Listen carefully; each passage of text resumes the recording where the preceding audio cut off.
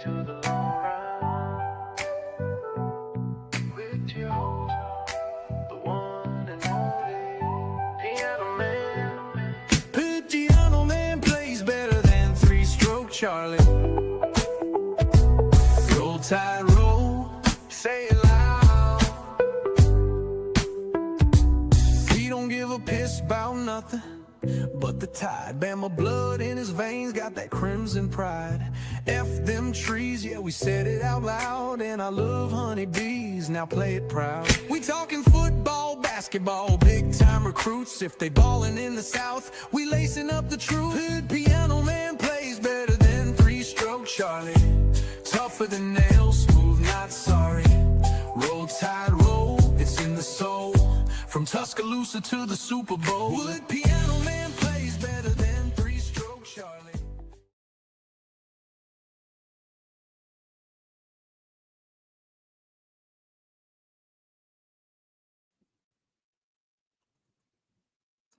And good morning, good morning, good morning, good morning, everybody. Good morning.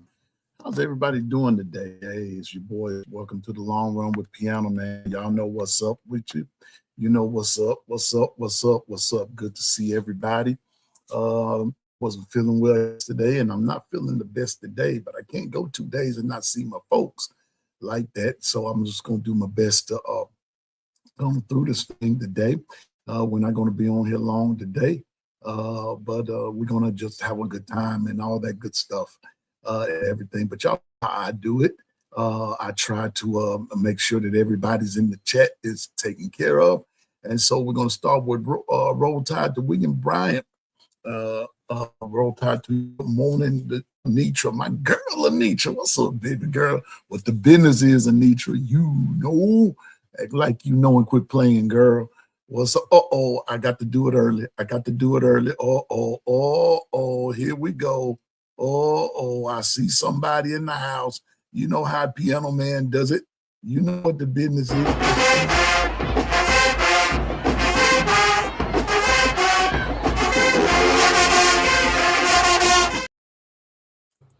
Oh my God!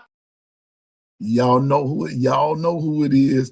It's Latoya, the queen of the honeybees. What's up, Latoya? What the business is? You know, quit playing, girl. Acting like you know. Roll Tide to you and Anitra. William Bryant again. Stephen Hicks. Anitra, we're praying for you, dude. We're praying for you. We're praying for you. What's up, Bama hater? Bama fans competing in the excuse Olympics by throwing Ty Simpson under the bus. Ty don't play defense. Indiana put up 38. You know what? Bama hater.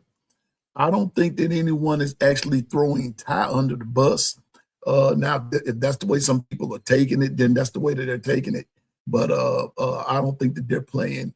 They're throwing Ty under the bus. Now, all that other stuff. Bama hater. No, I didn't. Bama hater. I've been sort of down and sick the last couple of days, but I would go to it and listen. Did you pass the test? Were you guilty of preaching? Bama hater.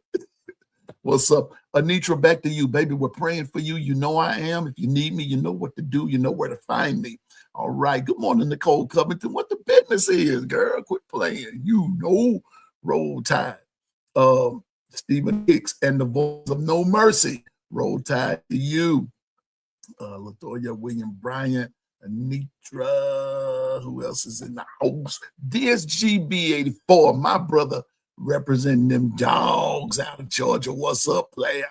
Again, Bama hater. Good morning, Gwen. How you doing? Roll Tide. What the business is? Quit playing. You know.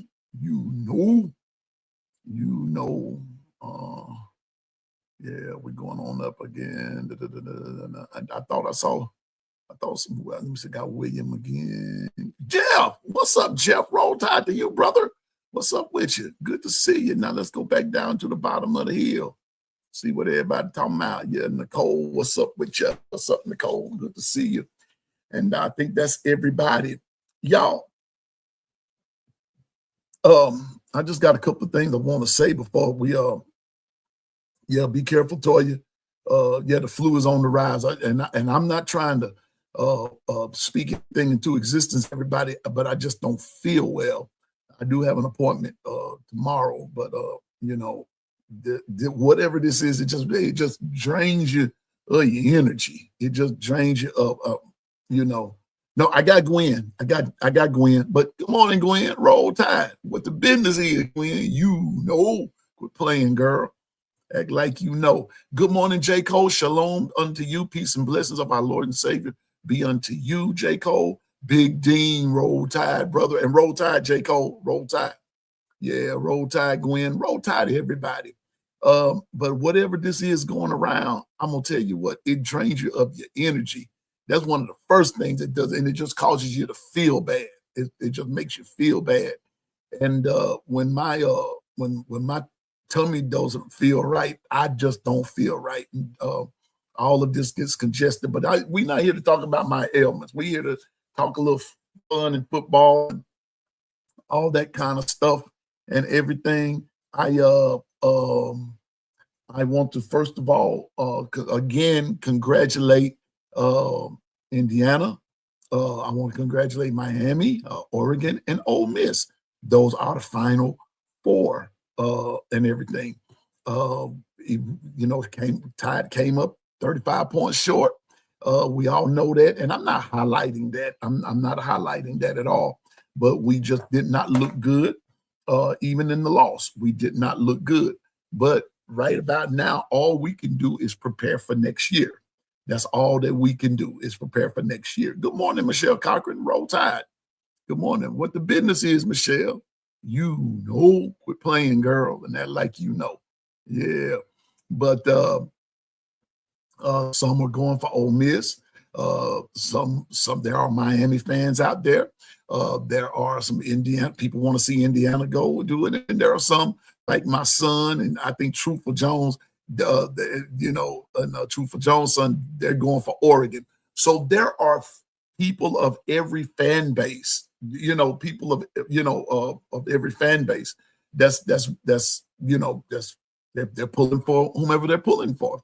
So with that being said, I'm going to say this, Stephen. I'm going to say this, and I'm not saying this to be a homer, but I've sort of called this from the word go, and that's this here, that if Alabama was not in it, if Alabama wasn't in it, I just went on and picked Miami to win it. I picked Miami to win it. And even Coach Saban said, watch Miami. Miami has all of the right tools to win to win the whole thing. Miami has all of the right tools to win it. And so I just said Miami. Coach Saban, I heard him say anything. And so when he got through with his perspective, of it, I just said, yeah, that's how I see it too. Now, not to say that the rest of them can't win it or they won't. And we don't know if Miami is going to beat Ole Miss or not. We don't know. We don't know if Oregon is going to beat Indiana and all that good stuff. But we just go by what we believe. And what I believe at this juncture, right about now, and I told you all, and Bama hater, I don't know if you heard me or not, but I did say this about other teams. I said, watch the teams that are trending, watch the teams that are trending.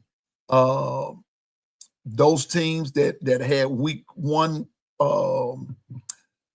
games and everything, those are the teams that are trending. Now for Alabama just got outmatched and outmanned, outcoached, out everything in that Indiana game. And so there's nothing that you can take away from Indiana. Some were discounting them. I wasn't. I just felt like the Alabama would beat them, but Alabama didn't beat them. And so after what they did to Alabama, I can see why they're number one. I can see why they are number one. But I, deep down in my heart, y'all, I don't believe that they, at this juncture, I don't believe they would beat Miami. I don't even believe they could really beat Ole Miss. Now, if you get into and just from where I'm sitting, if you get into a shootout, if Indiana was to get into a shootout with Ole Miss, that could go toss up. But I would almost have to go Ole Miss in that game. But I also believe that if they play Miami right about now, I'm just being honest with you. Miami plays a lot more physical. They play physical. They play physical football, and they are sound on both sides of the ball. I might not like them, like like I told you all the other day. I might not like when they were playing Ohio State. I asked the question, have you ever walked in a room and you didn't like nobody in there? Well, when I walked in that Ohio State Miami room, I didn't like neither team. But I did say that I believe that Miami would win the game, and for a lot of different reasons. And so Miami, you see what happened. And so now we have the Final Four of Miami and Ole Miss, Indiana, Oregon. Now the whole catch is that who's going to win what? Who do you see going down to your natty? Who's going to play for the natty? Me personally, I believe it's going to be Miami and Indiana. That's what I see. That's what I see.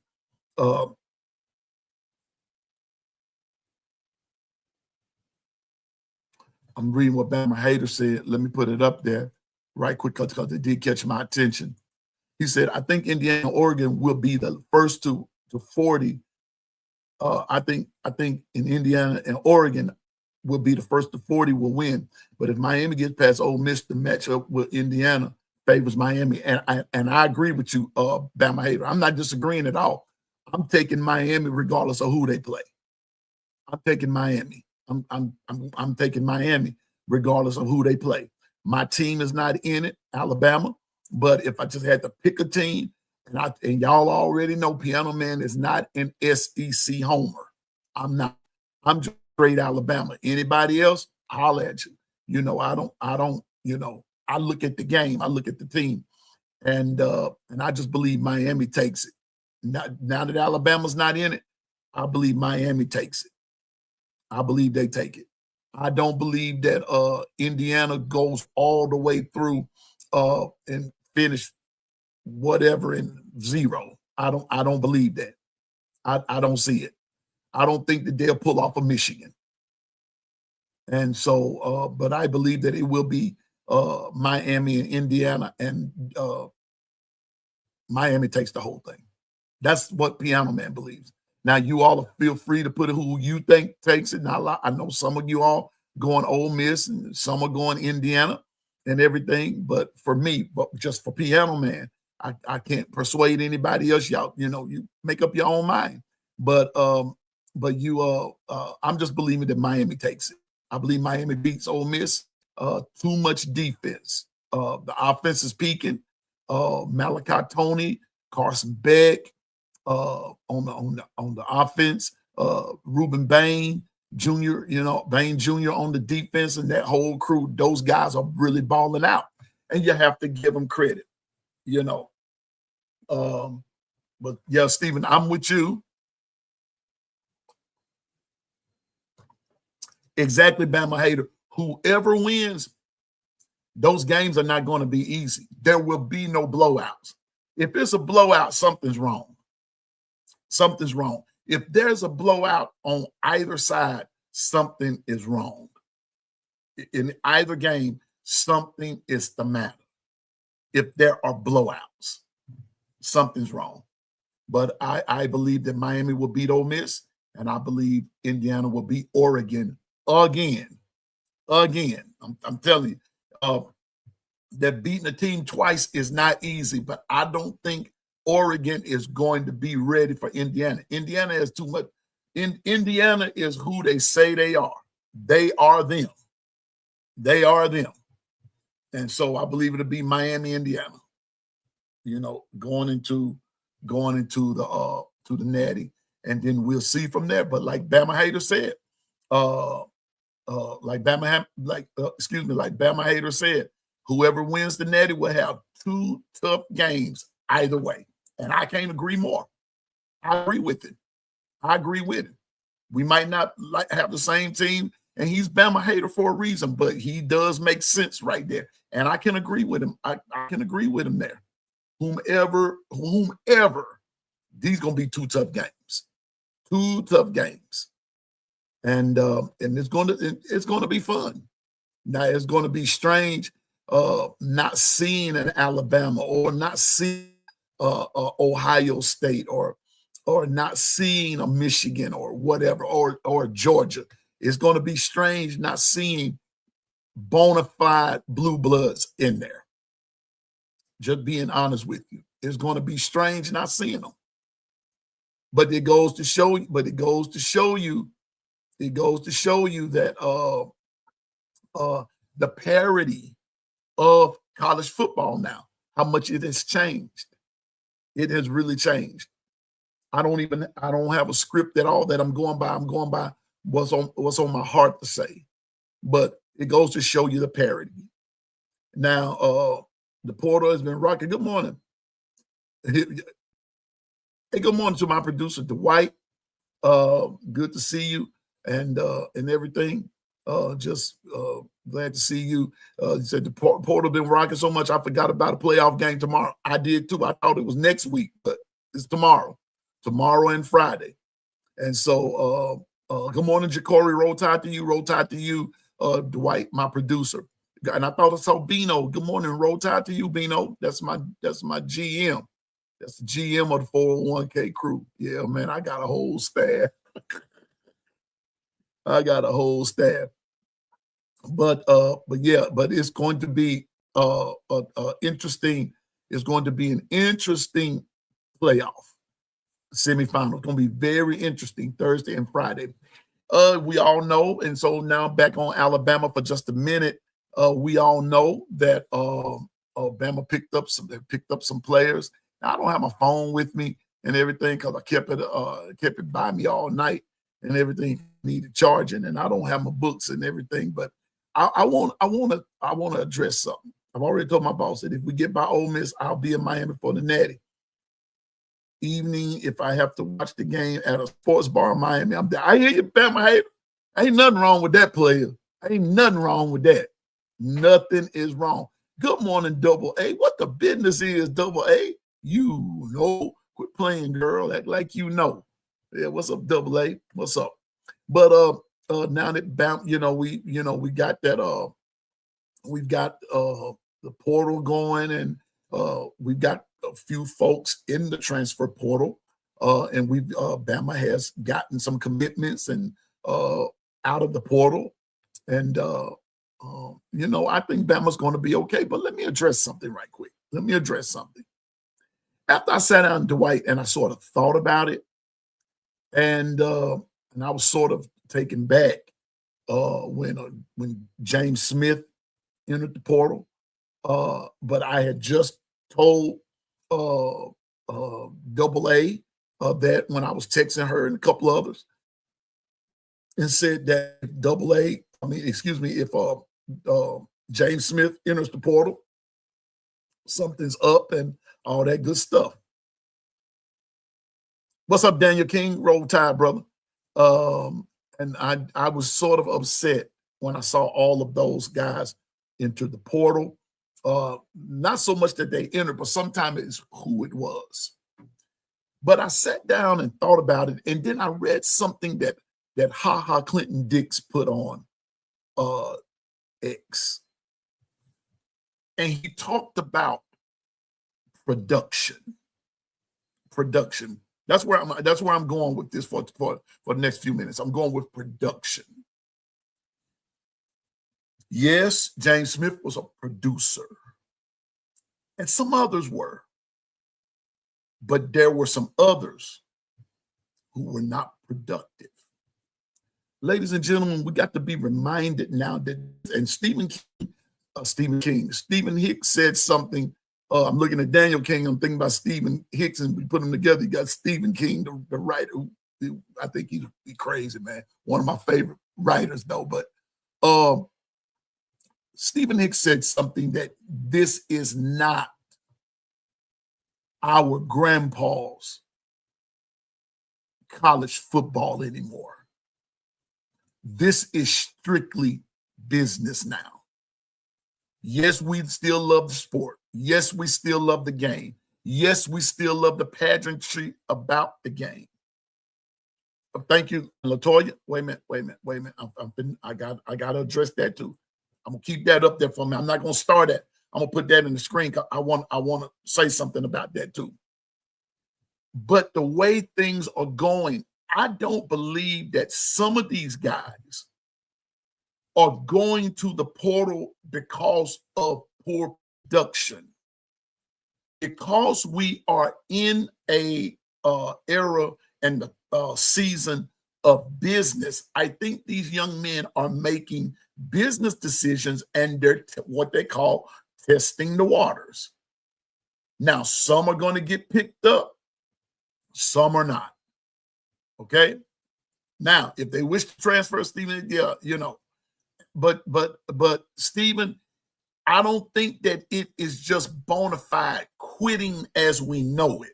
I don't think that is that, not with everybody. I think that some people are transferring because of the fact that I'm not getting the playing time that I think that I deserve, but then there might be a reason for that too. We don't know because we're not there.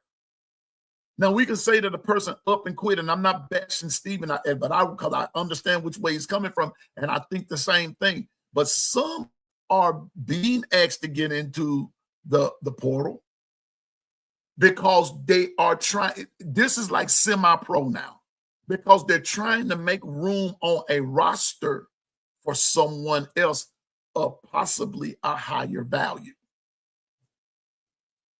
And if you're not producing at the time, then the opposite of an asset is a liability. And so this is what it comes down to. This is the Pianoman's take on it. And so if you're not an asset, you're a liability. There's no middle ground. You either prove yourself or you don't. Now, some are asked to get into the portal because they're bringing someone else in. But honest to goodness, some players are liabilities. And they have not lived up to their scholarship. They haven't lived up to anything. So you got to go. There are some that was not asked to get into the portal. Watch this. There are some that might be asked that because other players are leaving, some that are moving on to the NFL. Some players might be asked to play a different position. And maybe they are not comfortable with that. And if that team is emphatic, if the coaching staff is emphatic about them playing a different position and that player is not comfortable with that, well, they take that on to the next level. See what I'm saying? So there are numbers of things, but I don't think that anybody just up and quits. I don't think that is like that. I think that a lot of these things are business decisions. But but to get to Latoya said, after thinking about it, I no longer really have anything to say negative about players going into the transfer portal. If you go, you go. Because there are some coaches who's doing the same thing, but you bashing players and you're not true. How are you going to tell a team? Now watch this now. How are you going to tell a team? How are you going to tell a team? I'm going a different route with this, but it's all going to tie in here together. How are you going to tell a team, I'm going to coach you all the way up until the end, and then I'm retiring? And in the middle of all of that, at the end of the season, in the middle of all of that, you go to another school and start coaching. And then tell your squad, well, due to some unforeseen circumstances, I'm not going to be able to coach you. You know, I don't know. Now, Daniel, I'm hearing that, but guess what? You know what the fun part about your statement is?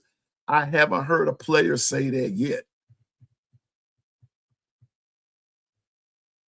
Sometimes we make statements that it's like we're feeling it, but if I'm gonna put it to you like this: if they're not saying it, then it's not happening. That's just us. Now, what if these same players that we say are unhappy with the scheme and the coaching staff goes into the portal, things don't work out, and then all of a sudden they withdraw their name?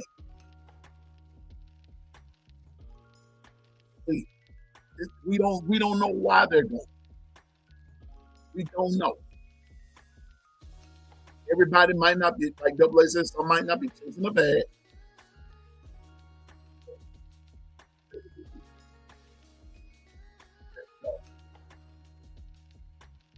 Thank you, Dwight. Now we see on the screen who we have. I don't have to. Y'all see it, but look at who we picked up: Josh Ford, Hollywood Smothers, Caleb Woodson, on the O-line, Caden Strayhorn. And from what I read, Caden Strayhorn's dad was coached by Nick Saban at Michigan State.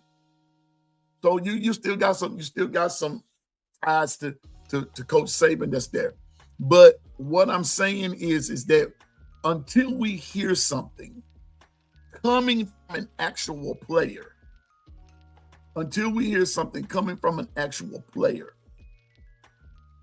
let's not make assumptions. Because if they're not saying it, and we voice something, especially publicly, but they've not said it, then you're just going on assumption. Now, some of us don't like the scheme. Some of us don't like some certain coaches and this and that and the third. That's all cool and fine. But sometimes we need to keep our opinion to ourselves until they say something. Give you a good for instance. Isn't it? I better not say that. Good morning, Bishop. How you doing, Gumbo Maker? It's the Gumbo Maker, y'all. It's the chef himself. It's the Bishop. Bishop, you saved me out of that. Can you hear me? I hear you loud and clear, Bishop. Hey, man. Hey, this is the R fire test for the fans when we go through the portal time. Bruh, this is going to get interesting. These next few days, interesting. Good morning, Governor. Good morning. But it's going to be interesting. But after yesterday, I just said, if you go in the portal, fine. Because you know what? I want everybody to be happy. I want you to be happy. I really do. Find your happiness. Find it. Because sometimes your time is up. It is. I mean, it is what it is. And that's what time we're living in now. Bishop, I don't know if you heard this or not yesterday, but yesterday, someone from another sports media conglomerate, see, I use that word in there, a sports media conglomerate, went and put out on Twitter, breaking, Jeremiah Smith from Ohio State has entered the transfer portal, right? I looked at that and I said, look here, dog. Ohio State will put Ryan Day in the transfer portal before they let Jeremiah Smith hop in there. Come on now. Y'all need to stop this foolishness. Fact. They'll put Ryan Day. They will let Ryan Day go before they let Jeremiah Smith hop in a transfer portal. People see, that's what I'm saying. People need to stop Just being honest. People need to stop. And we are living, and for those of us that are sort of from the old school, you might not like this season or this era of where we are, but you might not like it, but you're gonna have to deal with it because that's where we are. Some are gonna come, some are gonna go. You can't get attached now. You just can't get attached because at any moment, Bishop, they can go. And I want to tell Alabama fans this: we're not the only school that's going through this. We don't have over right at 5,000 folks in the transfer portal alone. No, I don't know how many Alabama has. I was going to look it up and everything in every sport. 21. But the thing about it is, it's just, you can't get attached now because it's business. It's business. It's business. Ohio State, thank you, Governor. Ohio State lost two receivers, two of them. They lost two of them. And Tate is going to the NFL, two to the transfer portal, and one going to the NFL. See, and the guys that are going to the transfer portal, from what I was reading, were projected starters. What's up, Twister? Roll Tide, bro. You see what I'm saying? So don't get comfortable. Dolomite. Roll Tide. I'm just saying, Bishop, it's happening everywhere. So whomever your school is, whomever your team is, you may as well get used to this. Now you're seeing what Nick Saban was telling us 2 years ago. Now you're seeing what he was really 3 years ago. Now you're seeing what he meant by what's all being taken away. And what's being taken away is the love of the game. What's being added in? Business. NIL. Transfer. This, that, and the third. I'm just saying, Bishop. Go ahead.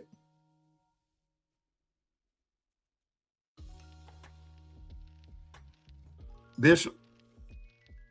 Okay, he's muted. But I'm just saying, y'all. I'm just saying, don't get comfortable, because there are some things that's going to change, and we've got to just get used to it. And the other thing we got to do, exactly, Dwight, and people wanting Coach Saban to come back. Let me just go ahead and shock you into a reality. He's not coming back to this. And people trying to link him to elsewhere, to this, that, and the third, trying to link him to this school, that school, and no. This mess is everywhere. It's global. It's all over the place. And he wouldn't want to coach in that. He's not wanting to coach in it. So stop all of that. We need Coach Saban back. Which, no, he's not coming back. Yeah, we got Caleb Woodson and Dylan Hollywood Smothers, and I think those are good additions. Now, when we see, thank you, JB, that's all I'm saying. It's business. Handle your business and don't let your business handle you. You got to handle it now. And you might like a player. Good morning, Tim Nolan, Roll Tide. You may like a player, or you may like a particular player, but they're leaving. When they hop in that transfer portal, just know that it's business. It's business. It's business. So I'm just saying. Fact. Yeah. High school recruiting is going to take a hit. Well, you know what, though, Dolomite? Bishop, you got something to say behind all of that? Yeah, let me help people out. What it is a real shift of mindset, and that's why it's so important with these general managers and their crew to make sure they stay on top of it.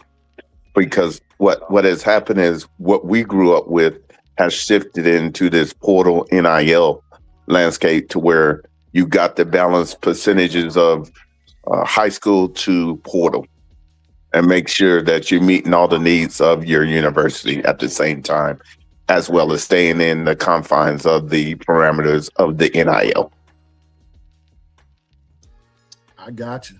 I mean, it is what it is. It is what it is, Bishop. And when we look at it, like I said, it's a shift. It's a new thing going, and all that good stuff. But people got to understand now, it's business now, and this ain't about quitting and this and that and the third. And sometimes it ain't about bag chasing. Some people are just looking for another situation to go into. And Pianoman, with that, a lot of people need to understand, a lot of times these universities will tell a certain players that they appreciate what they did, but you might want to look elsewhere. And if we can help, for the simple fact is they already got someone of high school that might be taking that spot. So it's become transactional, and everybody wanted the NFL. You got it. With that, you're going to get some key components or players you really have enjoyed and fell in love with that might have to move on. Yeah. And see, this is where people always say, hey, we want the NFL. We want the NFL model. Well, you got semi-pro, but we just don't have the confines of the actual contracts.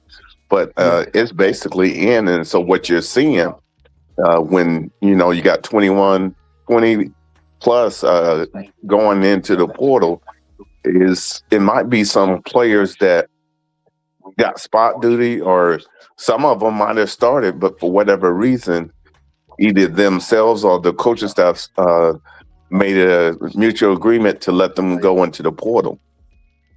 With that, though, us not being in the fold, sometimes it can shock us. So just be prepared. This is, they call it portal combat. So, and for us fans, it's because we grown attached to seeing them on the field when they were able to play and saw the potential. But once again, they're individuals like us, and they want opportunities to shine and be in the lead dog. So yeah. And so they're gonna go elsewhere. And there are gonna be some guys that you're gonna see who has been in the portal previously, that like one that came from Bama. We played against him last year, and he's back in the portal again. You're going to see that. Some stuff runs its course, so and everything. So, like JB said, JB, get ready to come on, please. Let's go, JB. Let's go, Governor. And you got to you. It's business. That's all Pianoman can say. It's business. And like what Bishop said, you might like a player a lot. That don't necessarily mean they got to like you back.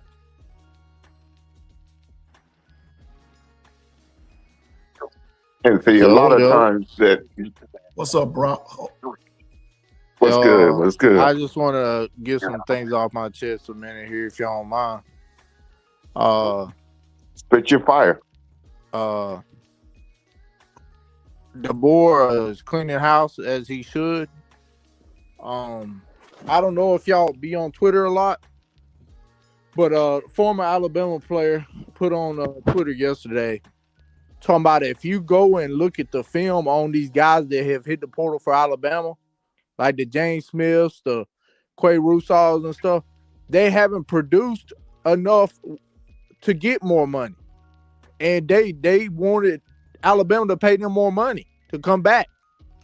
And so they're not giving the effort enough effort to get paid more money. You know what I'm saying? And you're seeing these guys hit the portal, and our fan base is on Twitter and stuff panicking about it. I'm not going to panic about it. I'm going to trust DeBoer and the coaching staff.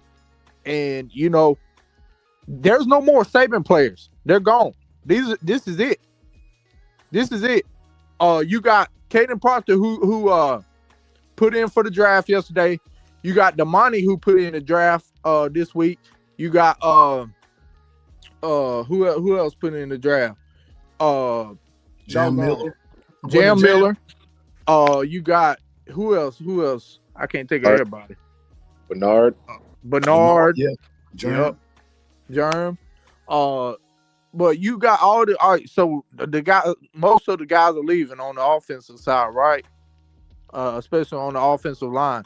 But what I'm saying is, man, all these guys that are hitting the portal, they want Alabama to give them more money, and they're not putting it all on the field. They just expecting more money. And Courtney Morgan is what he done did. They done sat down, DeBoer and all of them. They done sat down and watched all this tape from all this season and said, why are we finna pay you more money? You ain't producing out here. You're not worth this what you asking for. And so it is what it is, man. We got some new commits yesterday. We got a new running back. I'm excited about our new running back commit. We got the number 2 running back out the portal. And we got an offensive lineman from Michigan. The kid name is Caden Strayhorn. Yep. He was a freshman this past year. But let me tell you what, he's 308 pounds. He's the size that DeBoer likes in this scheme. He favors a lot like Parker Brailsford. And you know, he's got the afro and stuff, but man, like I feel like that if we get the right guys up front that are dogs, I don't care about the 5 stars, bro. Just give me some dogs up there up front and give me a good running back. Pitch your fire. Like, that's right. Yeah. And give me we got Smothers. Hollywood Smothers is his name. He was at NC State. He almost had 1,000 yards. He led the ACC. First.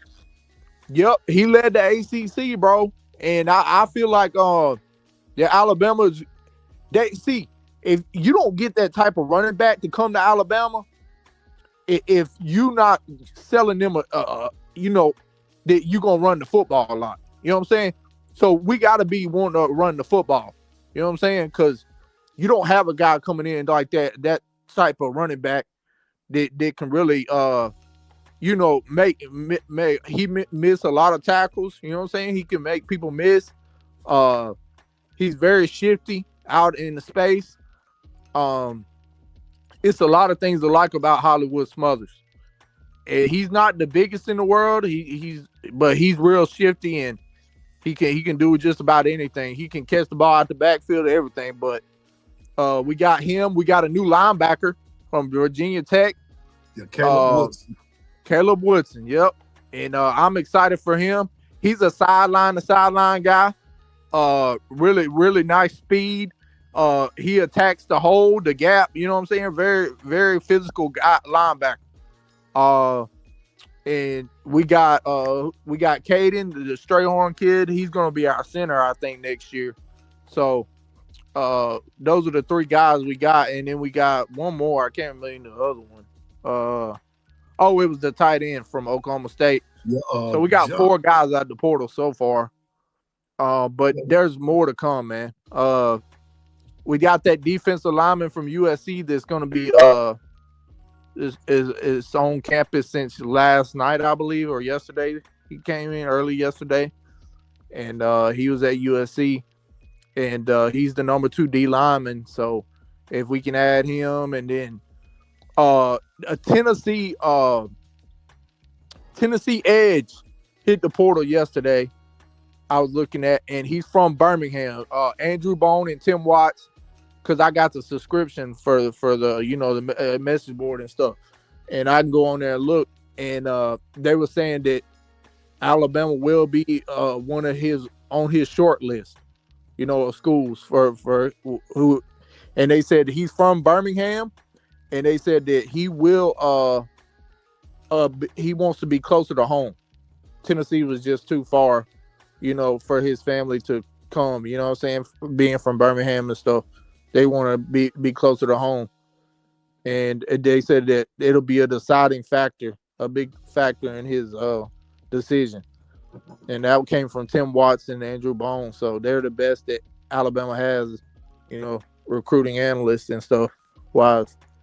And so yeah, but man, these guys that we had this year, they didn't produce as much as Ha said it, man. In a tweet, he said, "I will wait. I'll be here all day. Y'all go back and watch the film on in these games and let me know if y'all see a guy that was worth paying more money. You know what I'm saying? So that produced. You know what I'm saying? Because as good as our defense got later in the season, we started after that Florida State game or whatever. We started to pick it up. Our defensive line, like James Smith, if you watch him, and even Christian Miller over on Miller's Edge, I was listening to him yesterday. Him and his dad was breaking the film down on James Smith. This dude is horrible, man. The effortless plays in that doggone Oklahoma playoff game, if you really watch and pay attention to it, he did not live up to those 5 stars, buddy. He did not. And hey, we gonna move on, man. And I just feel like, Indiana was the better team. You could say that they was, which they were. But if Alabama had a run game this year, that Ty Simpson would have never got hurt. Let's be honest here. Ty Simpson got hurt because there's so much pressure on him because Alabama doesn't have a run game. If you don't have a consistent run game, man, you're in trouble. And I hope that which they are addressing. That's the first thing that they're addressing. The board and his coaching staff is the running back in the O-line. So I do believe that we will have a run game next year. But I just want to know y'all's thoughts on what I said. But I hear you. Hold up, Brock. I got the governor on. I got the governor here. When the governor speak, Pianoman, listen. Good morning, JB. The governor's here, everybody. Good morning, Governor. Good morning, fellas. Good morning. Good morning.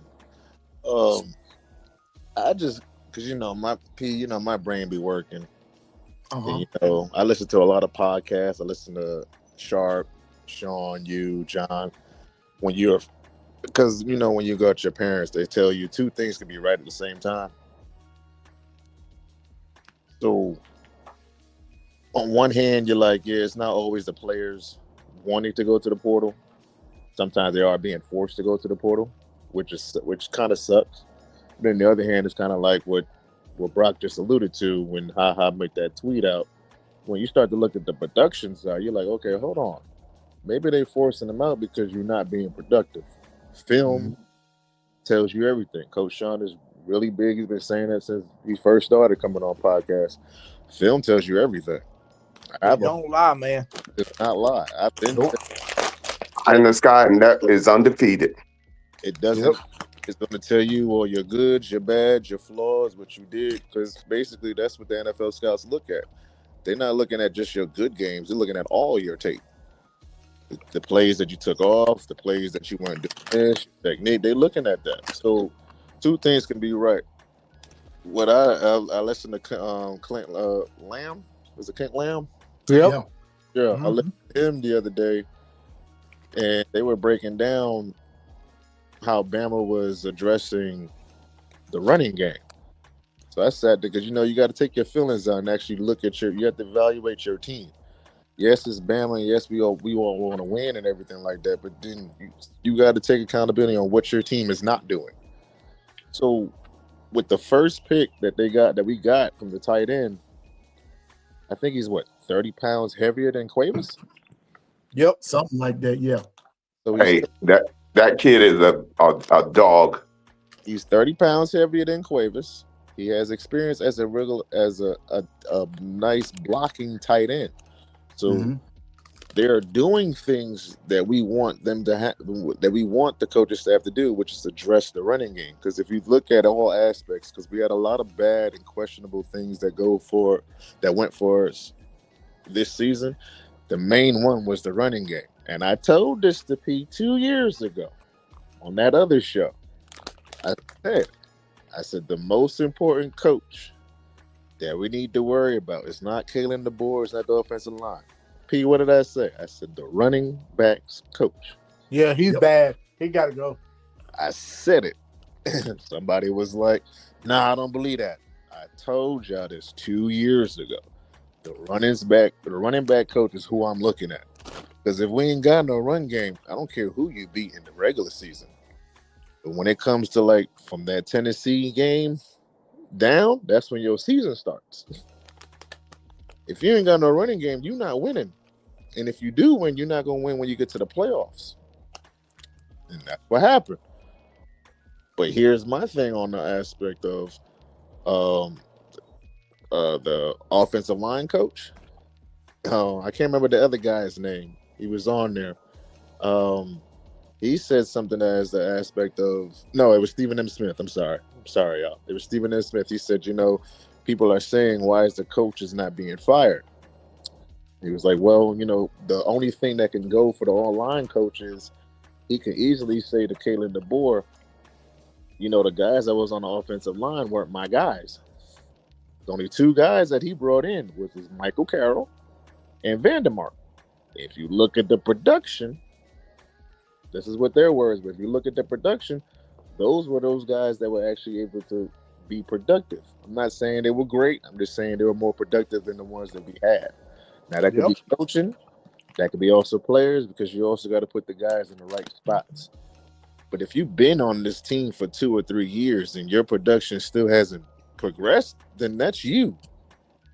Because you also have to take the accountability to do what you do to get on that field and stay on the field. So we just have, as Bama fans and as a Bama team, we just got a lot of question marks, and it needs to be addressed. I like the fact that who we got so far, first 2 picks that Brock said, Smothers. The first was the tight end, and then the Smothers. Okay. So you're addressing the running back, the running room, because we need a running game. I don't care who's in the quarterback. I don't care who's back there, how fast, or 5 stars. 5 stars don't mean nothing until you get to the field, because everybody at Alabama is a 5-star because you made it here. That's how I look at it. Yep. That's just how I look at it. When you get to those blue blood schools, you're all a 5-star, because everybody on this team can go someplace else and start. We just got a lot of things that we got to fix, but you got to be slow with your progression. We want everything to be now and do it now and do it now. I just think it's funny how everything came back to light on, because remember when the transfer portal first came up and people were like, nah, I'm not going to the transfer portal. We used to come at Dabo Sweeney for that. Oh, he don't go into the transfer portal. We got to get these 5-star kids. Sometimes that's not the great route. And right now they're showing us they don't produce, man, on the field. Potential can't get you championships. Production does, but not potential. Nope. Right. You're hoping for that. You got to see what you actually do have and what you do need. Yeah. You know what, Governor? And you put it like that, my mind goes back to, and Brock, you said something too. My mind goes back to an interview some years back that Michael Jordan had with Oprah Winfrey, he and Charles Barkley. And if y'all ever watched that, I did. Michael was very, very prophetic in what he said. But at that point, he was talking about basketball, but is doing the same thing in football. And Governor just said it. You're paying guys on potential and not production. And what happens is that these guys want to be paid on potential, get in a game, some of them, and don't do nothing. They don't even lay an egg. I don't know what you call that, but I can get it. And that's why I made the statement, Brock, earlier, because you wasn't on here yet, that I talked about what HaHa said, that this is about production. And Governor's right. I'll be the first to admit, when we were 2 years ago, everything Governor said, Governor actually said this 2 years ago. He saw this coming 2 years ago. where we are right now. He saw it coming. Now, a lot of us, we didn't want to believe it because we were thinking more with our heart. And we had those crimson colored glasses on. But you got to take the crimson colored glasses off, and you have to take your heart out of it. You have to take your emotion out of it and view stuff for what it really is. It has turned into a business. It's business now. And what's wrong is some folk, I'm just going to put it like this. Don't hate the player, hate the game. Because what's going on now is that a lot of these guys, they're wanting this money, Brock, Bishop, Governor, like what you just said, and they want it based on my potential. I put you out there and you give minimum effort, but you want maximum pay. That dog don't hunt. It doesn't hunt. That you know, if I'm going to pay you what you're wanting, you're going to give me what you're asking for. What you're asking for, your talent level, your production needs to measure up to that. And I believe that's what we got a lot of. And that's why you're seeing what you're seeing in this transfer portal. Now, some of them are going to get their Governor. They're going to get there. Yeah. They're going to get in their transfer portal. They're going to get in there. And mark my word, nobody's going to pick them up. Now, watch this. And I said this I think I said this to Double A yesterday in a conversation. If you think that these schools are not talking to each other, you better guess again. Facts. Yeah, they coaches still talk to each other. Just because they still talk. They're not friends. They friends. Might not be friends, but when it comes down, I'm going to use what Governor just said, but when it comes down to business, throw the friendship out the window, throw the competition out the window. Is this dude worth the money? And guess what those coaches are going to say? Nope. Can I throw a name out? Go ahead. But see, the NFL did this years ago. They were paying guys on potential. Jamarcus Russell. Bingo. Let's go, B Sharp. Oh, B Sharp. Jamarcus Russell. They paid him on potential. Paid him a big money. He became the biggest bust. Yep.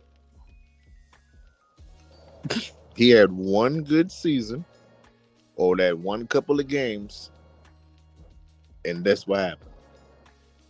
I would take a team, if you think about everything, if you listen, because I have to listen. I don't know everything. I didn't play organized football. I'm just a competitor at heart. You know, that's just me. And we don't have that in today's society, in today's kids. Now it's just they feel like they earned it because of what they did on their status in high school. I'm not saying that's all of them. I'm just saying that's what the stigma is out there. Well, I did this in high school, so he's a 5-star, and if he's coming to my team, he should be starting. No, it don't work that way. High school football is different levels. College football, as you can see, is different levels. When you get to the NFL, everybody's on the same level when you get to the NFL. Those are grown men over there. Right now, college is basically letting you know this is business. You want to be a grown man? Once you start getting paid, we said this, once you start getting paid, we got to take that friendship and that loyalty and that, oh, he's just a kid conversation out the window. Because now you expect money. That's like if you go into business with your friend. It's cool, but when money starts to get affected, now I got to make a business decision. Do I want to keep this loyalty with my friend and have my company go down in shambles? Or I need to make a hard decision and grab somebody in here that's going to be in a line with me to make this business work. Mm-hmm. That's why they say it's not really great to go into business with friends and family. Hey, I just want to throw something out there right quick. Way Offsides. I don't know if y'all follow them, but Cotton on Way Offsides, he just put out a short video, and he's got every game that the opposing team, how many yards they rushed on Alabama. Mm-hmm. This is why I'm not worried about what we just lost. You had in the Florida State game, we gave up 230 yards rushing on the ground. In the Georgia game, we gave up 227. In the Vandy game, we gave up 135. In the Missouri game, 163. Tennessee 142. And then you had Auburn 152. You had Georgia again 141, and Indiana 215. And that ain't even all of them. Those are just a big, how much. That's unacceptable. Documentation beat conversation. That's just unacceptable. What's good with y'all, gentlemen? There he is. It's the man. Be short. It's the legend. It's What the up, man. Big Shark? It's B Sharp. What's up, player? Not much, man. What's going on with y'all, man? I'm down here just listening to y'all or whatnot, man. That's what I said, man. I had like an interesting. It's shout out to JB, Brock, Bishop, and of course you, Pianoman. But I was listening to JB, and he said Clinton. I said, oh, Clinton actually coming on tonight to talk about these things. So definitely shout out to Clint. But I wanted to point out, man, because it was something that about which I'm going to talk about tonight. What HaHa was talking about. Like I agree with everything that they say, but the one thing that I will say, you say production. We talk about paying guys that have production and all that. Like you still have to develop these guys too. Certain guys you have to develop. Facts. Especially if they're your guys. So that speaks on a lot of the coaching. Are you actually developing guys? And you just can't buy your way That's true. to a championship. You actually have to develop these guys. Don't say like Ohio State. Like I'm just using all the recent national champions, like Ohio State, the Michigans, and Georgia. They had guys on their roster that they developed. They added pieces on there. They didn't add a whole group, a crop of guys to win either. Like if for example with Ohio State, I didn't expect them to win this year because of all the talent that they lost, but they returned back some amazing talent, but it was just experience that the guys had on there. They brought in Quinshawn Judkins to go along with Travion Henderson. You bring in Jeremiah Smith, which is a generational talent, of course, to go along with Cardinal Tate and I forgot what Ibuka on the other side. Then you have Caleb Downs just coming in. Everybody else outside of Will Howard just was driving the car. All he had to do was just not crash. That was really it. Everything was set in place for them to win it last year. And all those names I just named were key pieces, but it's not a boatload of guys that you just hear on the starting line. You go back and look at that team, a lot of those guys were already there, developed. They just added pieces. So that's the only thing I question about all this. Like two things can't be right at the same time. Like, yeah, you want to pay these guys, but you still got to develop guys too. So that's made me question your development. But the one thing I don't question is, like, I question it, but I don't question their development. And I'll explain why. The reason why I question it because some of the guys I felt like one guy I felt like they had that potential. Some guys learn faster than others, like Keon Keeley or Noah Carter. Noah Carter was pretty much your guy coming in. So, and I felt like he would have made a big impact. But what I will say that you guys have a good eye for talent and you're developing is the Lottie Brooks, the London Simmons, the Jeremy Bernard. These are your guys that you brought in, so that makes me trust your process at the same time. But I still question what the guys be doing, but I'm trusting them. I believe in them. But I still say you got to have some type of development. It's like a happy medium. You just can't just buy everybody in there. You're gonna have to develop somebody. Yeah. And I see that. But some of those guys don't be sharp. But now, you know what? I'm not even gonna challenge that. But I will ask this question. Though, be sharp. Is it too when you said that some guys learn faster than others? Now, is that where scheme comes in, or is it a mental block, or what is it that causes them not to learn or causes them not to get it right? What is it? It could be scheme. It could be or somebody just better than you. That's why you're playing. Mm-hmm. I'm about to say, just looking for example. Just imagine if we let Quentin Williams go his sophomore year, we would have never seen that his only true year starting was his junior year, which he became the 3rd overall pick. He wasn't gonna start over Ashawn and Jerry Reed and Jonathan Allen his first couple of years. Listen at the names I just said. You're not starting over those guys. And then we was talking about it the other night. I was like, man, they said, would you say these guys now on the roster that's on the line will start in front of those guys? I said, no, not even close. They'll be right there. But I'm just saying, like, development has to come in somewhere. Like, all the guys that we had throughout the program that we love so much, everybody don't start out as freshmen. I'm just gonna be honest with you. The superstars, the ones that is undeniable, like the Pat Surtains, the Mika Fitzpatricks, the Will Andersons, those type of guys start. But they are what we see what they do when they go to the NFL. But sometimes it takes a little time. Like Josh Jacobs barely played at Bama, and look what he's doing in the NFL. Imagine if they got rid of him. Mac Jones. Look what Mac Jones did his senior year. His senior red shirt senior year. Look how long that took. Like you say, production, like, oh, we'll pay. I'm all with that, but you still have to develop these guys at the same time. You got to like, develop. Yeah. I don't like that cop out. Like, oh, we only pay for production. Okay, you're paying for production. They productive somewhere else. Are they productive with you? That's just the only thing I question. But I believe what they're doing. But I'm like, I love what they're doing, but I also gonna still question what they're doing. It's like a little double-edged sword. That's all. And that's why I go back to saying two things could be right at the same time, because I agree with everything I've just said. But I'm as Absolutely.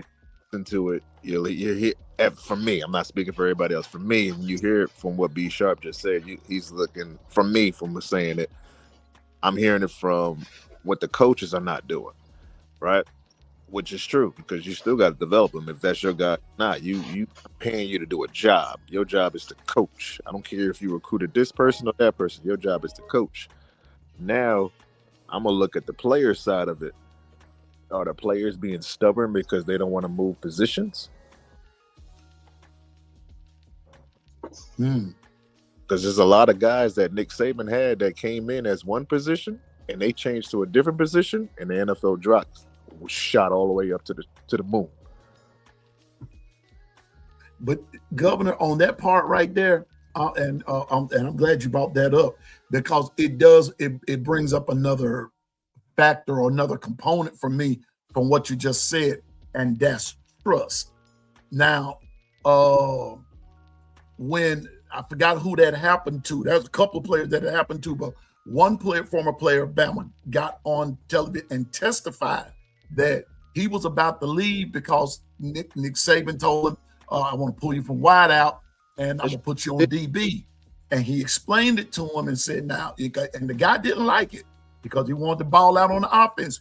But when he put him on defense, like you said, Governor, his draft stock shot like to the ceiling, past the ceiling into the sky.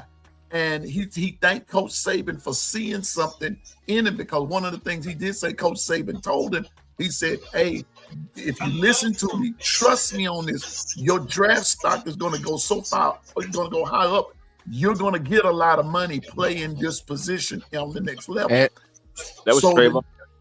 And Pianoman, I'll say this, Bray Hubbard said the same thing not too early this season when they did an interview with to Saban saw something in him, to to play DB at Alabama, and he said he still thanks Saban to this day for that. So I thought that was pretty cool. It's kind of similar. Yeah. But the thing is, this is where we come back to, because Mike Tomlin said something about this. This is why I'm glad Dwight said what he said. Mike Tomlin, which I'm going to probably post on the show so people can get the full content, because I know I'm going to watch it. But Mike Tomlin said he loves when coaches resist coaching. Because what does he mean by that? Those guys, like guys' hands placement, where guys need to be and all that. If everybody knew everything, why do we need coaches? If everybody knew everything, why do we need coaches? You have coaches there to teach you these things. That's what I'm saying. You can't run away from that. I feel that's what I'm talking about.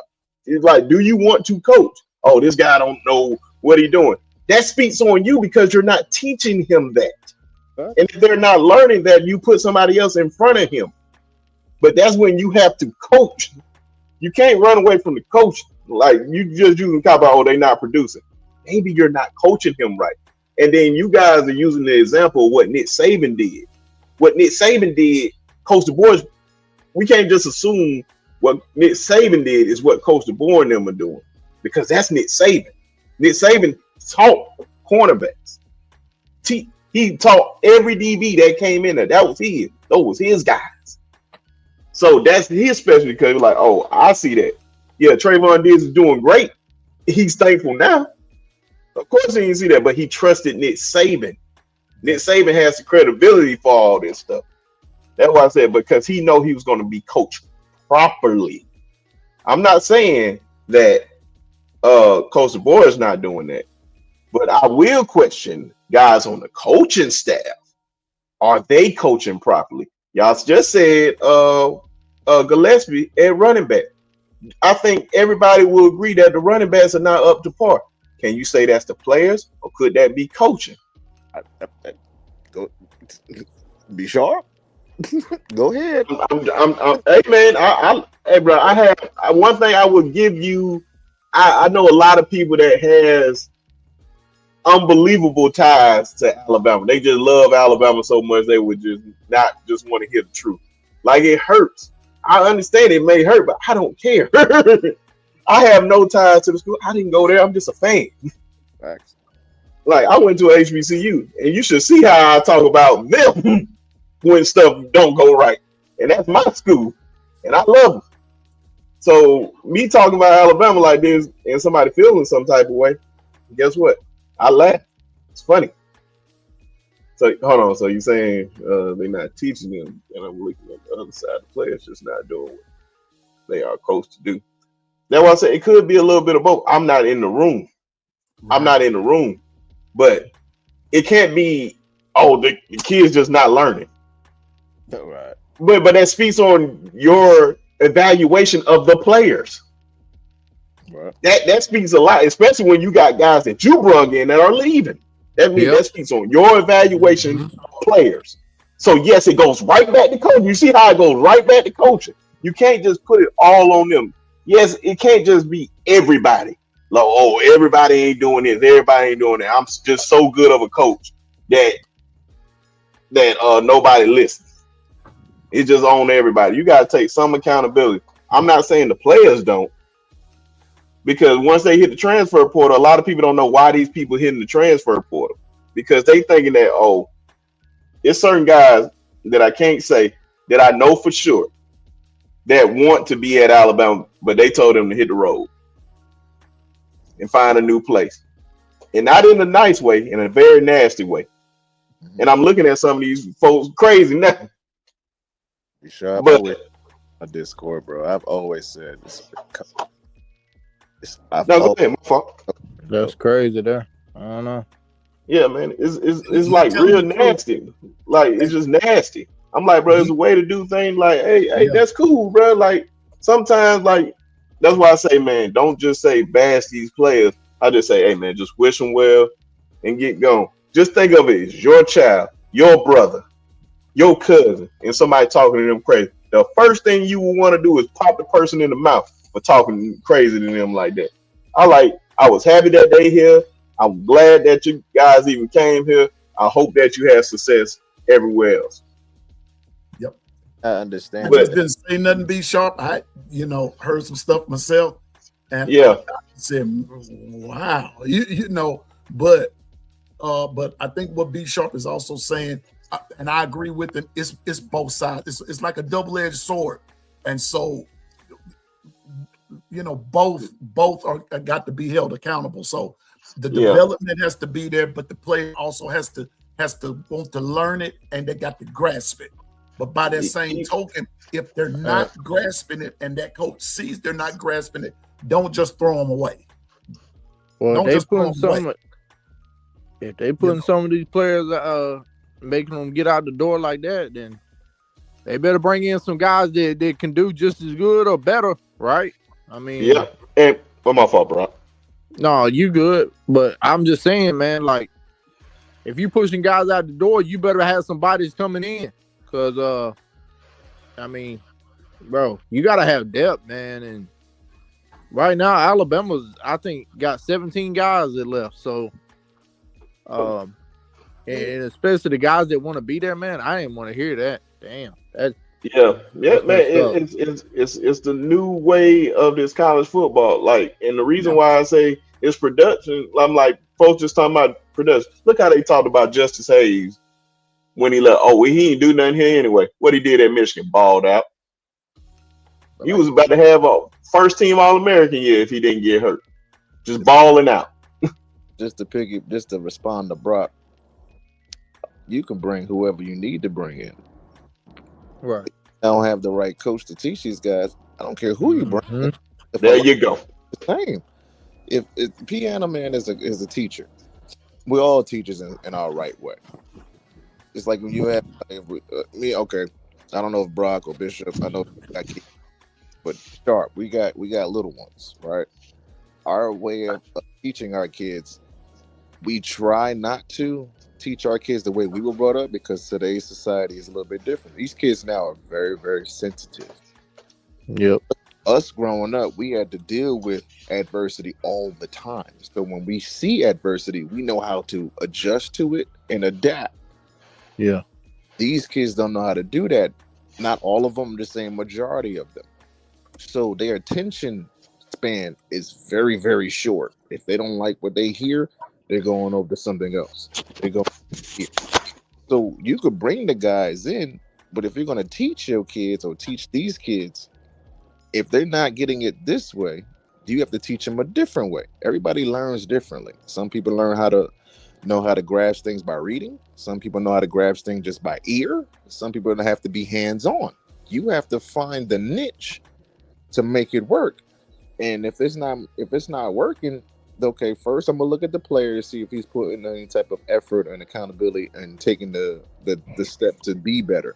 If he's doing that and he's still not getting it, now I'm looking at the coach. Okay, so what do you do? Mm-hmm. Yep. And I'm gonna say this, man. Alabama, Caitlin DeBoer, whenever this portal closed, I don't know what day it closed, but after it closed, he need to be on the ball to addressing these coaches and doing evaluation on this coaching staff that he's got, because it may not just be the players. You know what I'm saying? It may be some of them coaches that we got in here, and he needs to do his coaching evaluation. So I don't know, man. Like Kapovich, our running back. I'm gonna say our running back coach need to be gone. That's just me. But Brock, I do hope that he addresses. Hold up for a minute. Hold up, Brock. I'm glad you brought that up, and I'm gonna play. I'm not gonna play devil's advocate. I'm just gonna throw it out there. We're saying that to get rid of Gillespie, but this is the same guy that coached Najee, coached B-Rob, he coached quite a few that he has put in the league. He did coach Najee. Yeah, he was there. I don't even remember. I didn't know he was there that long. Yeah, Gillespie's been there. I know he's been there about 5-6 years, right? Somewhere in there. And think about it. Najee's been gone. Najee was there. Yeah, Yeah, he you're was right. towards the at the end though. But Gillespie, it, When's the last time I won't even give him Najee. I give him B Rob you because Rob? he really ain't bringing Najee in. Like he Yeah, probably came in like Najee junior or senior year. but But he I'll still run. had to coach him though. All these Yeah, Still but had to Najee coach was him. that guy anyway. He was just behind Damian Harris and Josh Jacobs. Was our run game good in 22? It Be was it sure. was it decent. was the last decent year that we had. Yeah, But you because know I what remember though? Jace was still there. That was his last year, right? Yeah, he was behind Jameer. Man, gosh, this is Yeah. the worst running attack we've had in history of Alabama football. This has never happened. This junk is bad. And then I want to point out before it go away. I'm glad I seen Pam down there. Shout out to Pam. The one thing I would disagree with her on is saying it's three sides. I never believed in that three sides stuff. It's only two things. It's either the truth or a lie. If you're Yep. saying it's my side, you leaving out some details. If you're saying it's the other person's side, you're leaving out some details. It's only true. It's only the truth or a lie. That's Yep. all I'm gonna say. It ain't no my truth or his truth. It's the truth. You see, people look at because I've hearing people talk about Robert Gillespie, right? Oh, we haven't had 1,000-yard running back in Nope. X amount of years. I'm like, which is true. I'm like, okay, which is true. Don't get me wrong, because we've also have it's only one football. It's only one football, so everybody can't hold the rock. But here's where I would look at Robert Gillespie. If you can't get if the running backs aren't getting the yards that they need to get, or we think that they should have, okay, let's work on the little things. Like when you go to the next level, it's the little things that's going to win or lose you games. Like pass blocking. Big time. If That you hit the nail on the head. Go ahead. I'm back. I don't care who's in the backfield. Derrick Henry still needs to learn how to pass block. They still need to know how to pass block because it's a pass heavy type of game now. But if you can't do the little things like pass block or know when to sit in the space when you're coming out the backfield, like communication, if you're missing that, I don't care how many yards you have. Mm-hmm. Numbers It's can be. like at times, JB, Go ahead, we're not physical enough when we block, and we don't attack like we used to, man. Like we just don't. Which goes back to what? Coaching. Well, when a Documentation man, be conversation. but when a man is told, and I ain't calling no name, but when a man is told that he's too aggressive, you get what you pay for. That's crazy. When a man is told that on your team that I don't need you to be so aggressive. That's what I said, man. I love when I'm not gonna. I think everybody should know by now, man. Like I march to the beat of my own drum, man. If everybody agrees with something, I just like I question things.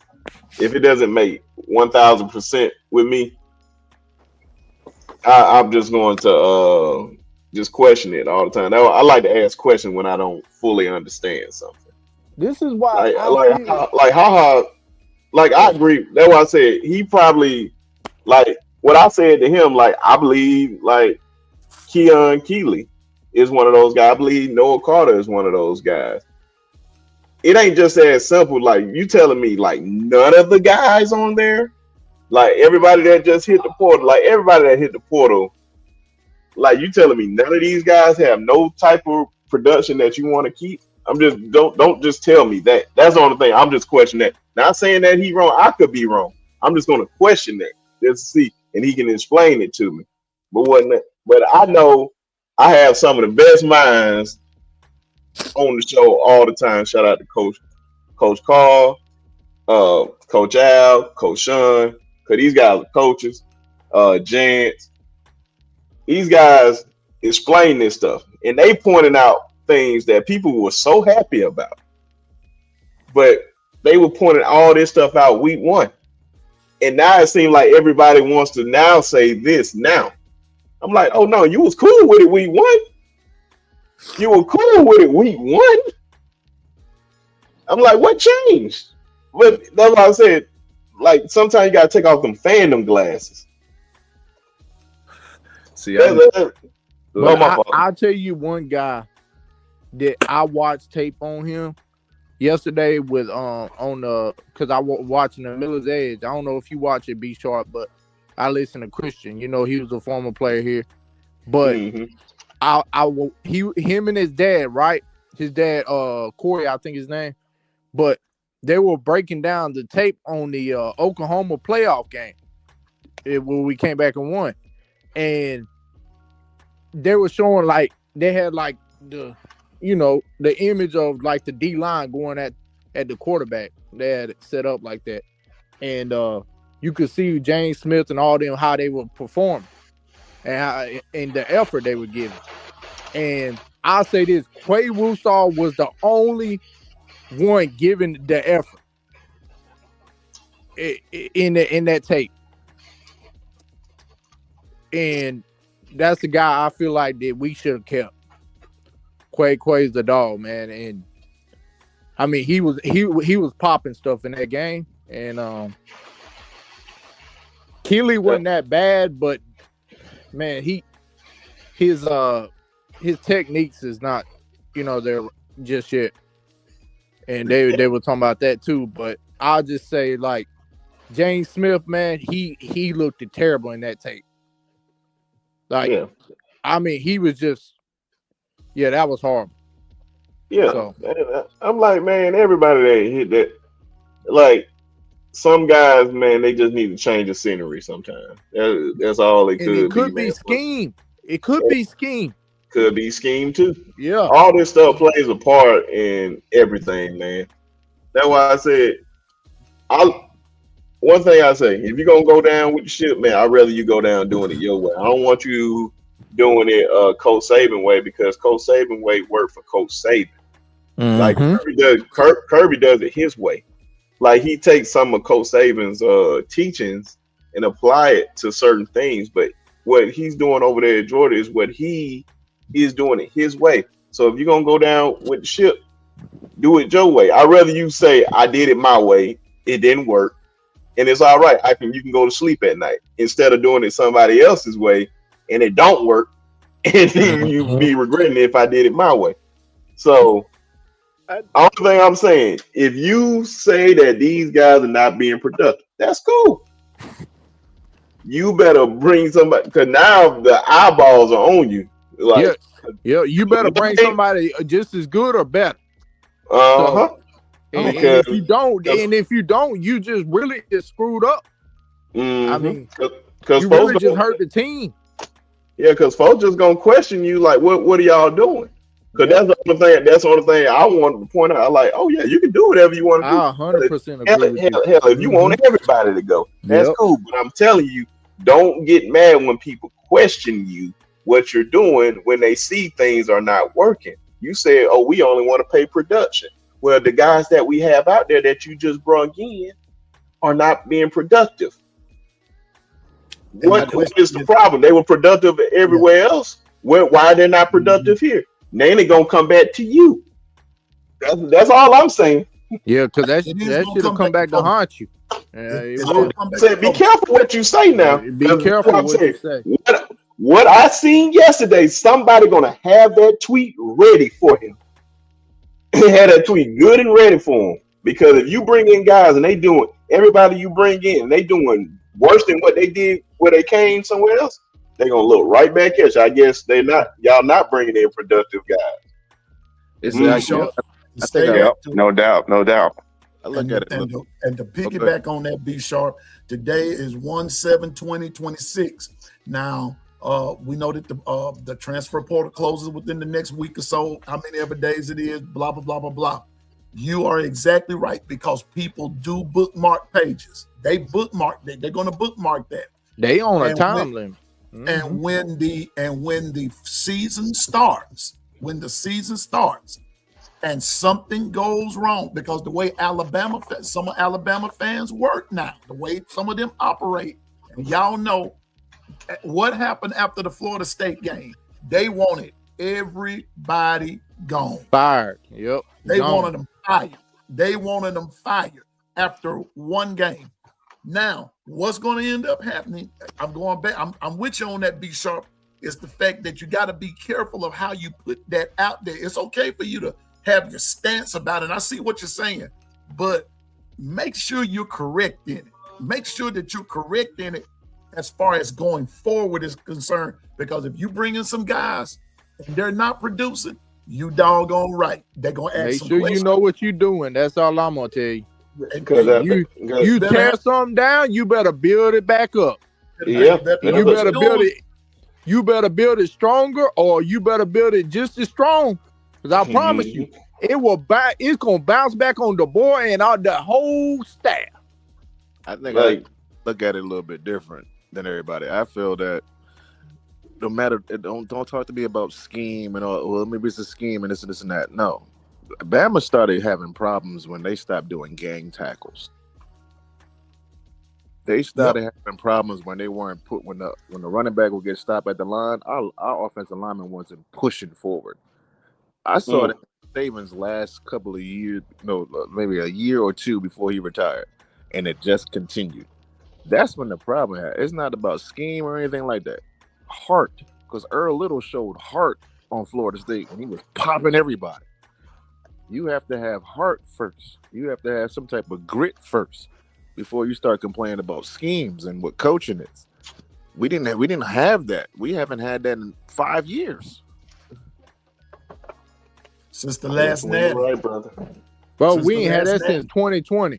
But and that was the O-line coach was Kyle Flood then. Back in 2020. And I tell you what, he did a great job. Those guys played after the whistle. And they were pushing Muggs off the ball. You know what I'm saying? So our guys get stuck at the line and offensive. You can see it. Offensive line just sitting there, just watching the. Yeah, we not pushing nothing. What are we doing? And Bishop, didn't you and I talk about this? We said that when you look at Alabama and you look at Oklahoma, they mirror image each other. They do, and that's that. And you know what? That's that toughness. That West Coast, the lack of it, there is to me, it's the lack of it, of the toughness that you need to bring to operate. Now, I'm gonna say this, and I saw something in the chat, and I'm gonna say this, and to my chat, to my compadres here, just hear me out right quick. Some of you are talking about the good old days. Mm-hmm. What worked for Bear Bryant won't work for Kalen DeBoer. Nope. Because first of all, the game is different. Kids are different. Football is just everything is different. Now the heart should be the same, but how kids are coached these days, they're coming from different situations. We got to leave the past in the past. I mean, I'm just saying, I'm a Bear Bryant guy myself. But if I were coaching right now, Bishop and JB and Brock and B Sharp and to others, if I was coaching right now, I would have to go somewhere and pray, because I am an old school type guy. Because coaches did get up in my face. Coaches did grab me by the face mask. Coaches did a lot of different things that now you get in trouble for doing. You get in trouble for it. So you get that day is gone. The saving days are gone. I mean, I'm serious. Those days are over. But B Sharp just said it. I would rather see you go down doing it your way. Your way. That's what's wrong with a lot of us. We want to replicate what Saban did. Well, you can't replicate how your mom cooked the cake back in the Gap. You can't do it. I mean, you can try, but it's going to be a little something that's a little off there. Well, we got to meet these guys where they are, and they've got the responsibility now of coaching these guys, developing these guys to the best of their ability, to what they know. Not what Bear Bryant did, not what Nick Saban did, not what Gene Stallings did, not what DeBose or anybody, Bill Curry or anybody else. They've got to answer the call for them. They've got to develop. Now, they can use that as a foundation if they want to. However, Bud, and on the other hand, be sharp-headed best. Go down doing it your way. But that's how I'm going to do it. Go down doing it my way. But because if I can't do it my way, ain't no sense in me trying to be like Coach Buckaloo, my old high school coach. He saw some things, he did it his way. But in this season, though, y'all, I'm just in this time that we're in, you can't do that. You can't have it that way because you talking about going back and almost abusing guys. Man, that had you under the jail. In the penitentiary. But the one thing that I will say, man, especially being one of those guys, man, I had one of those fathers or whatnot. Just because something is old school doesn't mean it's right either. I was about to say I agree with some of the teachings and all that stuff, but the one thing that I will say about all that, do the kids respect you enough to listen to you? Like Nick Saban didn't change who he was, and those guys praise him. It ain't about like the old school way or whatnot, because Nick Saban didn't change nothing when it came to his approach to the game. Damn right. Do those kids respect you? And the one thing I can tell you that my daddy had always been very adamant about, God rest his soul. The man said, just because a man old don't mean he wise. Yep. And I know some guys that I just speak on it. I don't care how old they are. I don't respect them. I would not respect them. Like, I would respect them to the point where I won't say nothing crazy or whatnot, but I don't respect them enough to listen to them. Just because, that's why I said, just because something is old school doesn't mean it's right either. Right. I'm about to say, yeah, because trust me, it's a lot of old school ways I think it's just straight up stupidity. But but you can take a lot of great value. It's just like some stuff in this generation is good, but some stuff that's bad. Just like in any generation, every generation has their thing. Every generation gonna always think, well, my time on this earth is better than this time. That's never gonna win. So that's why I don't never argue that point. Like how I was raised, it worked out for me. Trust me, man. It was guys that were doing some crazy things when they was getting disciplined like this. I know some real tough guys that came from that era, that came from good homes and all that, and they like big homes or whatnot. But what I'm trying to say, man, is that it's all about a respect thing. Yeah. At the end of the day, like I can take all that stuff and take all that abuse and all that, but at the end of the day, do I respect you enough to like listen to you? Are you even coaching me up to do these things? I want to know, do these players respect them enough to like, yeah, man, he was hard on me, man, because he believed in me. Not to just be hard on me, just to be hard. Just trying to run me through the mud and not trying to get nothing good out of me.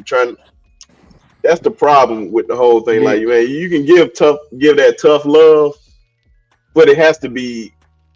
Folks just want to be tough, don't want to put the love on them. If you get what I'm saying. People just want to just run you into the ground. That's it. That's what I did. That's the one thing I think people miss out of that.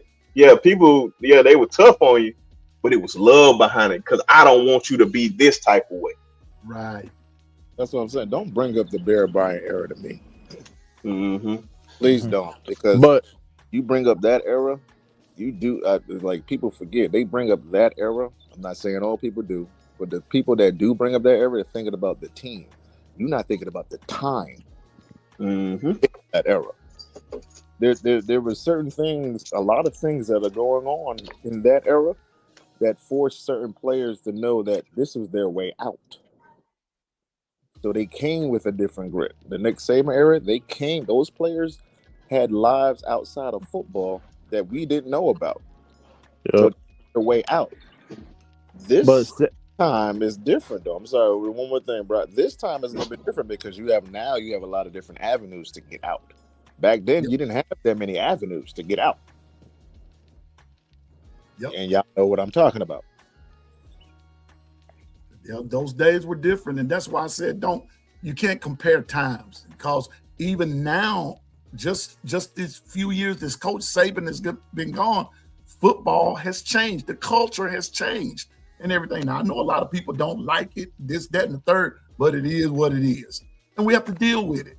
Meet people where they are, develop them, cultivate them, and then go from there. And it's not being soft. It's just, because they're like what B Sharp just said, there's ways to be tough. There's ways to be tough. But at the end of the day, do they respect you? I respect all of y'all on this panel, from the oldest to the youngest. I respect you, and I take value in what you say. And I think that's where the football players have to be. Do they take value in what you're trying to teach them, what's trying to be taught to them?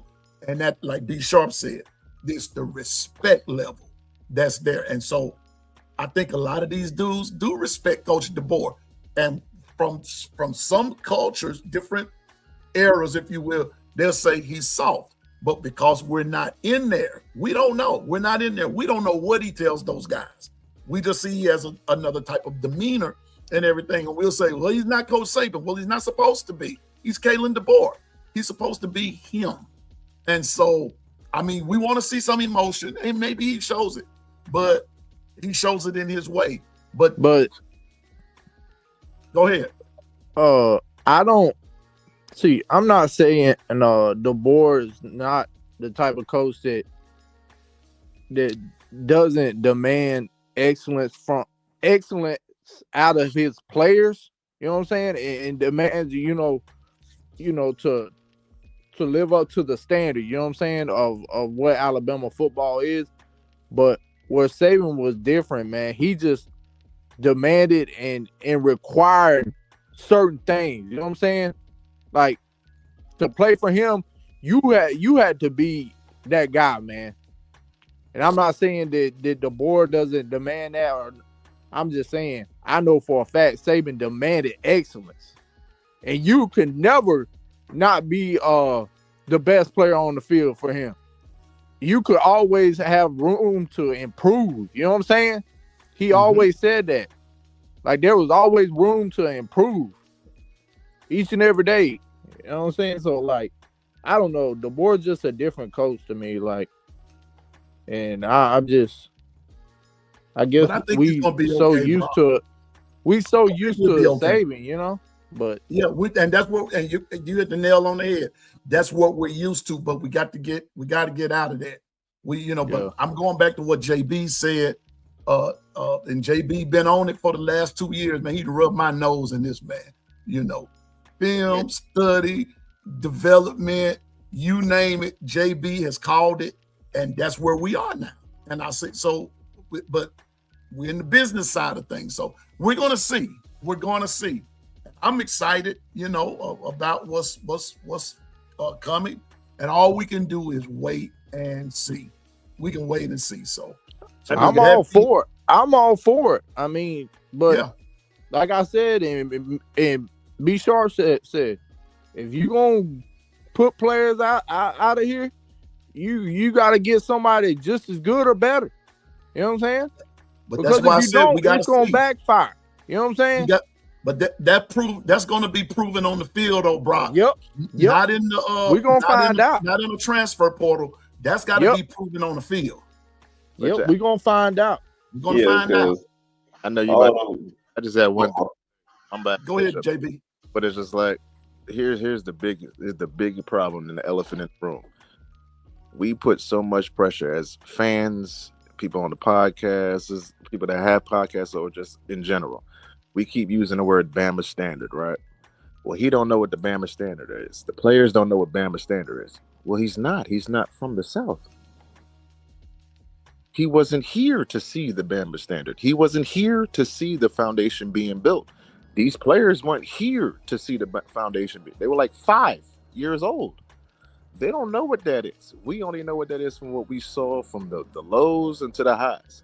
Right now, what Sharp and everybody else is saying, he has to do it his way, but it can't be called, you can't say the Bama standard no more. Now you just got to say the standard, because the Bama standard is gone.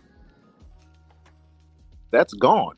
Now you just got to say the Alabama standard and basically say that the school's name and the standard. You have to say that. You can't say the Bama standard no more because that's long gone right now. They don't know what that looks like. They only see the paraphernalia. They only see the accomplishments from the old guys. They don't know what that is. And then I will say this, and I'm so glad you said it because I wanted to address a couple of comments that I've seen in the comment section too. Is because I have been preaching this over and over and over. What you've seen with Coach Saban, those days are over with, bro. Those days are done. You're not going to see teams just what he did was a total anomaly. Mhm. Almost going to the national championship all those years, like damn near every year. It's getting harder because now we have a playoffs. It's not like right after the conference championship game, you go straight to the national championship. I wish they just kept it at the 14 playoffs so we wouldn't even be having these conversations. Like, and that's why I said undefeated seasons almost like if you go undefeated now, it's very impressive unless you're in the Big Ten. Just still want to throw shade at that. But going undefeated now, especially in the SEC, like that is very impressive because I'm like, man, you got to go through a gauntlet to just be there, and then you got to go play great teams in the playoffs from other conferences, which they probably the only good team in that conference. But that's what I said, these unrealistic expectations that people have on these guys. When Coach Saban didn't even he just had folks are so focused on the results, but they not focused on the process of getting to that result. That's his whole thing. He said that day one. He preached that every single season. He's not worried about the national championship. He's trying to take those steps to get to the national championship. You have to do this. You have to do that. It's not about the results. It's about the process of getting there. And shout out to Steven and shout out to William Bryan in the comment section. Like I see that comment, and I seen one of Steven's comments when he was saying, "I just can't." I don't know where it went that quick. Saying I just can't get with this error. Oh, he said I can't and won't accept this is a different error. You are defeated before you even started. I'm about to say, guess what, man? Life moves on whether you like it or not. You either adapt or die. It just is what it is, man. Everybody preaching about Coach Bryan and Woody Hayes and Bob Knight. You do know there's better coaches out there than these guys. I just want to throw that out there. For one, I'll throw out Eddie Robinson is way better coach than Woody Hayes. I think he's better coach than Coach Bryan, but that's my opinion. But Coach K is a better coach than Bob Knight. He did it a different way. You ain't got to. Hey, breaking news. I ain't trying to interrupt. Ty Simpson is expected to go to the NFL draft. Thank God. That's expected. That's expected. But, I didn't mean to interrupt you. Sorry. No, man. Bro, it is all good, man. It's all good. But no, man, like, it's other ways. Like, one way of coaching, like the whole emotional thing, when people say about what Coach DeBoer do, I'm like, maybe that's just not him. What do you care about? Oh man, he's not showing no passion. If that's just him, that's just him. Who said you gotta just yell at somebody to just get? You know how many coaches that yell that are awful coaches? Look at all those Tennessee coaches that they had. Like Butch Jones was one of the worst coaches I ever seen in Tennessee. All he did was yell.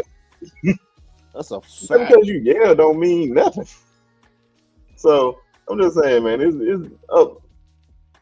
just go down doing it your way. Because the great Gene Stalin said, man, you start listening to people in the stands, you'll end up being up there. Is it the best standard or is it a Nick Saban standard? Yeah, and I like that. One thing about and Byron, you was talking about Joe Paterno. The only reason I don't bring Joe up in this is because Joe let some stuff go on, and he knew it was happening, and a lot of folks got hurt behind that, and that's why I don't bring Joe. Zero respect.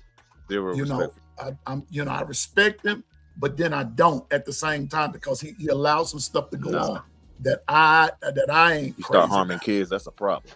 You harm some kids. I can't go with that. And I lost when you know. Especially exactly. So Joe knew. He knew, but he sacrificed kids for a winning program. And that's why I can't get with Joe Pa. I'm sorry. But I'm gonna say this, and and this wasn't even part of the show, but you bring up Woody Hayes and everything. My last recollection of Woody Hayes, and I was watching the game that night when he hit that dude from Clemson. He hit him. All because Clemson was kicking his butt that night, and he got mad. Go back and look at the tape. There's nothing. What's the word? There's nothing honorable about what Woody Hayes did, but Woody Hayes was known for that. And in that day, people accepted it, but it was wrong then, and it's wrong now. So what I'm saying is that what B Sharp just said to all those old schoolers, life goes on. Either you adapt or you either get on or get left. And you're on the computer, but guess what the computer is? It's just an updated version of a typewriter. That's all it is. You got your ASDF, JKL semicolon as your home row keys. Those things don't change, but the function changes. Well, football has changed, and the way some things have changed, but the heart has not changed. So where we are right now, all I'm saying is for my old schoolers out there that's my age and a little older, hey, it is what it is. You may not like it, but that don't mean that they're wrong and we're right. That just means that we just came along in some different eras, but we got to learn to adjust. And got to learn to adjust. I'm going to tell you something else. I like Coach DeBoer, but I just want to see our team just do better than what we did last year. But B Sharp, but Bishop, but JB, here we go. We finished with 2 more wins than we did last year.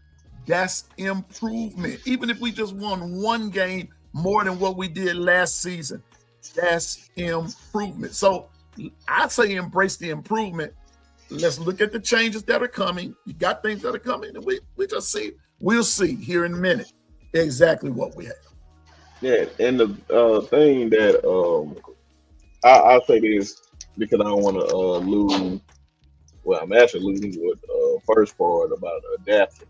Hold on, what you just said at the end? Oh, you was talking about the team. So let me talk about the adapting part. I'm like, man, before there was cars and all this stuff, folks were riding on horses and stuff like that. You know, somebody be like, "Oh, I don't want to get in no automobile." I'm like, but it's better. It's convenient. Taking flights and all this stuff, like, bro, stuff is going to continue to improve every day, whether you like it or not. You can. Some people, if you like listening to your 8-track, go ahead. I like listening to music on my phone. Now, I don't want to have to get in, have a radio just to listen to music now. Like, stuff just adapts. But just anything with the team, man.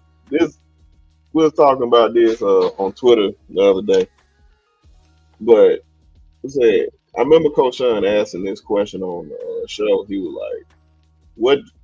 Matter of fact, we was on his show. He's like, "What do you consider a successful year?" No, if we lost to Indiana, which we did, would it still be a successful year? I'd be like, yes. How is it not? If you just basing off a season of championship or bust, I'm about to say, man, you're going to have some disappointing years on your hands. You got a lot of disappointing years because you're going to lose more than you're going to win. I'm going to tell you that right now.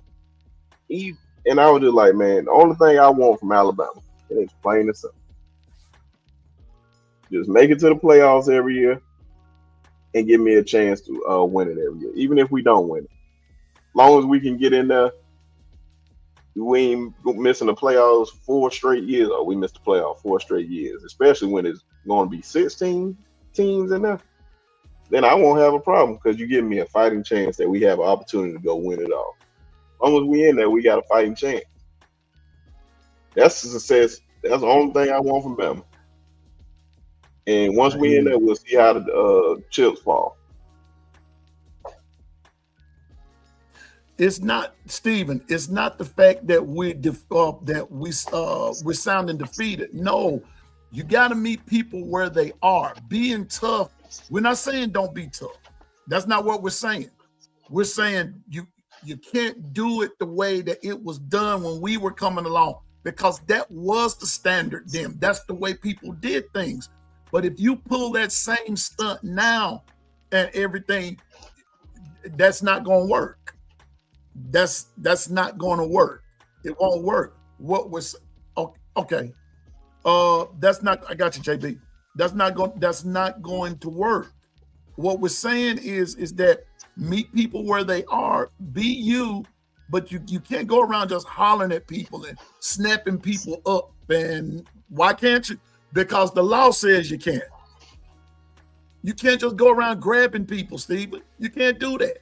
You know, and I know that back in the Gap, that's how they did football.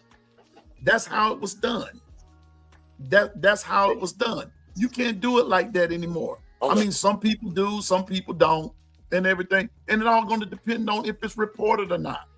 But what we're saying is that there is a level of development. You can teach tough. I mean, you can teach it and everything, but you ain't got to be all, what's the word? You ain't got to be ballistic with it.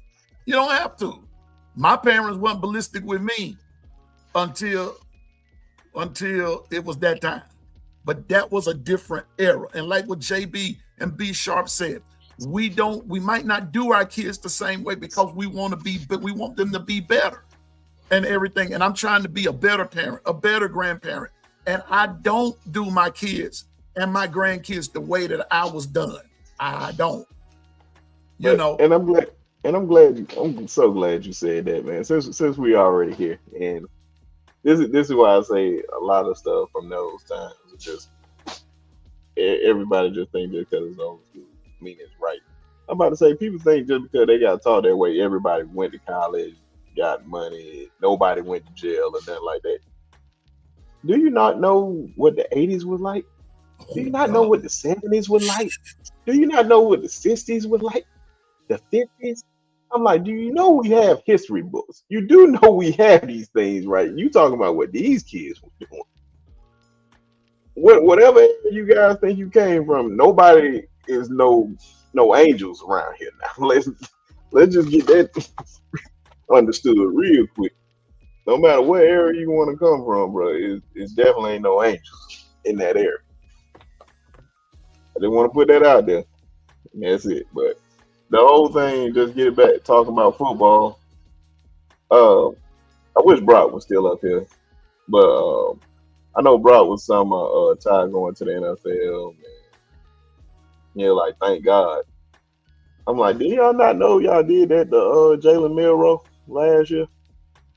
And now they're like, y'all gonna keep that same energy for the next quarterback, who's ever next.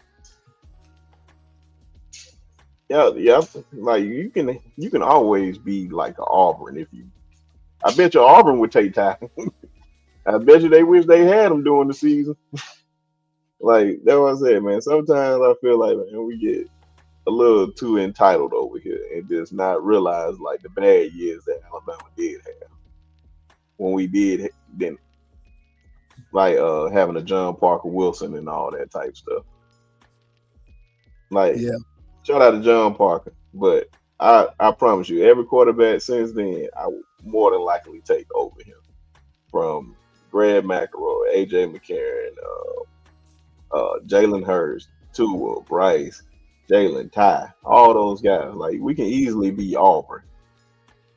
Like some guy, and it wasn't all on Ty. If Ty had somewhat of a running game, he would have been a lot better. If Ty had somewhat of a blocking game, he would be better.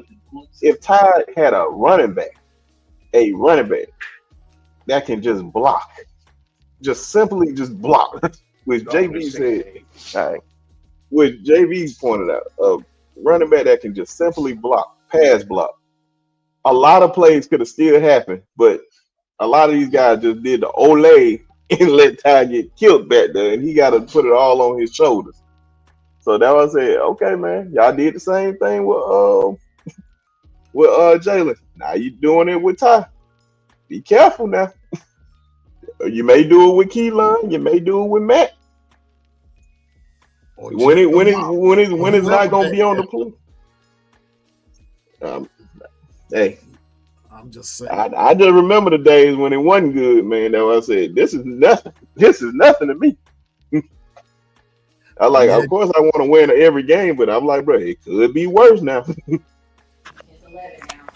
And one last thing, Stephen, I didn't say anything about not being accountable. We all know that back in that day, being accountable, part of it was an abuse thing too, Stephen. Come on now. Come on, bro. You remember those days. It would be, back then it wasn't considered abuse. It was considered a way of life. Now, a part of that, if that's what you're calling, if that's what you're wanting to see, it's called abuse now. That's all I'm saying. That's what it's called now. It's called that. So you have to be careful with that. Now, I never said that I didn't want anybody to hold anybody accountable. No. Don't misconstrue what I'm saying. What I'm saying is that we got to come up with when we use those old school terms. JB said it best. Be careful of that because we know what era that was. What era that was. Being tough on players, that's not wrong. That's not wrong. But there's a way that you be tough on them. There's a way, and the times have changed. That's all I'm trying to say. You know, just say quickly before JB go. It's a lot of things from that era that people still not being held accountable for, and I'm gonna leave it at that. Exactly. Yeah, so you got to bring it down a couple of decibels and everything because there's just a way that you do it. Being said, my fault. The 80s. Yeah, it's all good. The 80s. Great gumbo. I'm telling you now, the 80s were horrible. So you just horrible. And you went into some stuff that I don't even want to talk about. But I was trying to keep it football. I'm just trying to keep it football. But even in football, there was some stuff that went down that was horrible. And so what we got to do now is embrace where we are. You might not like it, but you're going to have to adapt. And we're going to have to, to reel it on in, I'm with JB, I'm with B Sharp, I'm with Bishop, I'm with Brock, I'm with some of you all in the chat. It's time now. They're building it their way. We're going to see here in the next few months. Oh yeah, I got to start my little countdown here. We're going to see here in the next few months what it's all about. And B Sharp right about now, JB right about now, Bishop, Stephen, William, Double A, all y'all. Want me to tell you the only thing I'm concerned about right about now? Because all the other stuff I can't do. I ain't got nothing to do with. All I can do is have a voice and voice my opinion. All I'm worried about is we gonna have a day or not. See, That's it for me. I guess it's for us whole day. I just got that because I had two things because my phone kind of cut out, so I couldn't hear what thing is. You good, bro? You said you was talking about the 80s, right? Bear Bryant was coaching in the 60s. So when you talking about you want that toughness. Say that again, JB. I kind of lost you. You hear me? You can hear me? Yeah, we hear you. Say that again, JB. I said, you was talking about the 80s right now, but Bear Bryant, wasn't he coaching a little bit further back? Yeah. Okay, so if you're talking about you want that toughness now, which toughness are you talking about? Because I do know there's some stars that was on them teams that used to get crucified by their own fan base just because of a certain skin color. See, if you're going to open up Pandora's box, look at the whole box. If you're going to read a book, then read the whole book. Don't just read the glossary. Ding, ding, ding, ding, ding, ding, ding, ding. Okay, so don't bring up that past because we know what that past, and that past means a little bit different to certain others than others. Certain people remember that past than others. Now we're gonna go off that topic because we can go down a whole road on that one. But the whole thing, right? I know Brock just said something about him declaring to go to the draft, and thank God.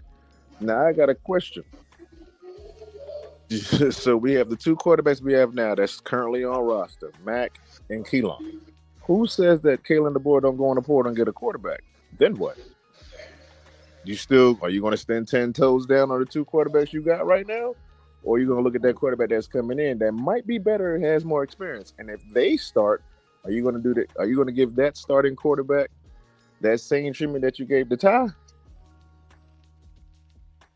Good question. See, that's what I said. Be careful what you ask for, because God going This gumbo is on fire. God is going to give you what you ask. What you asked for.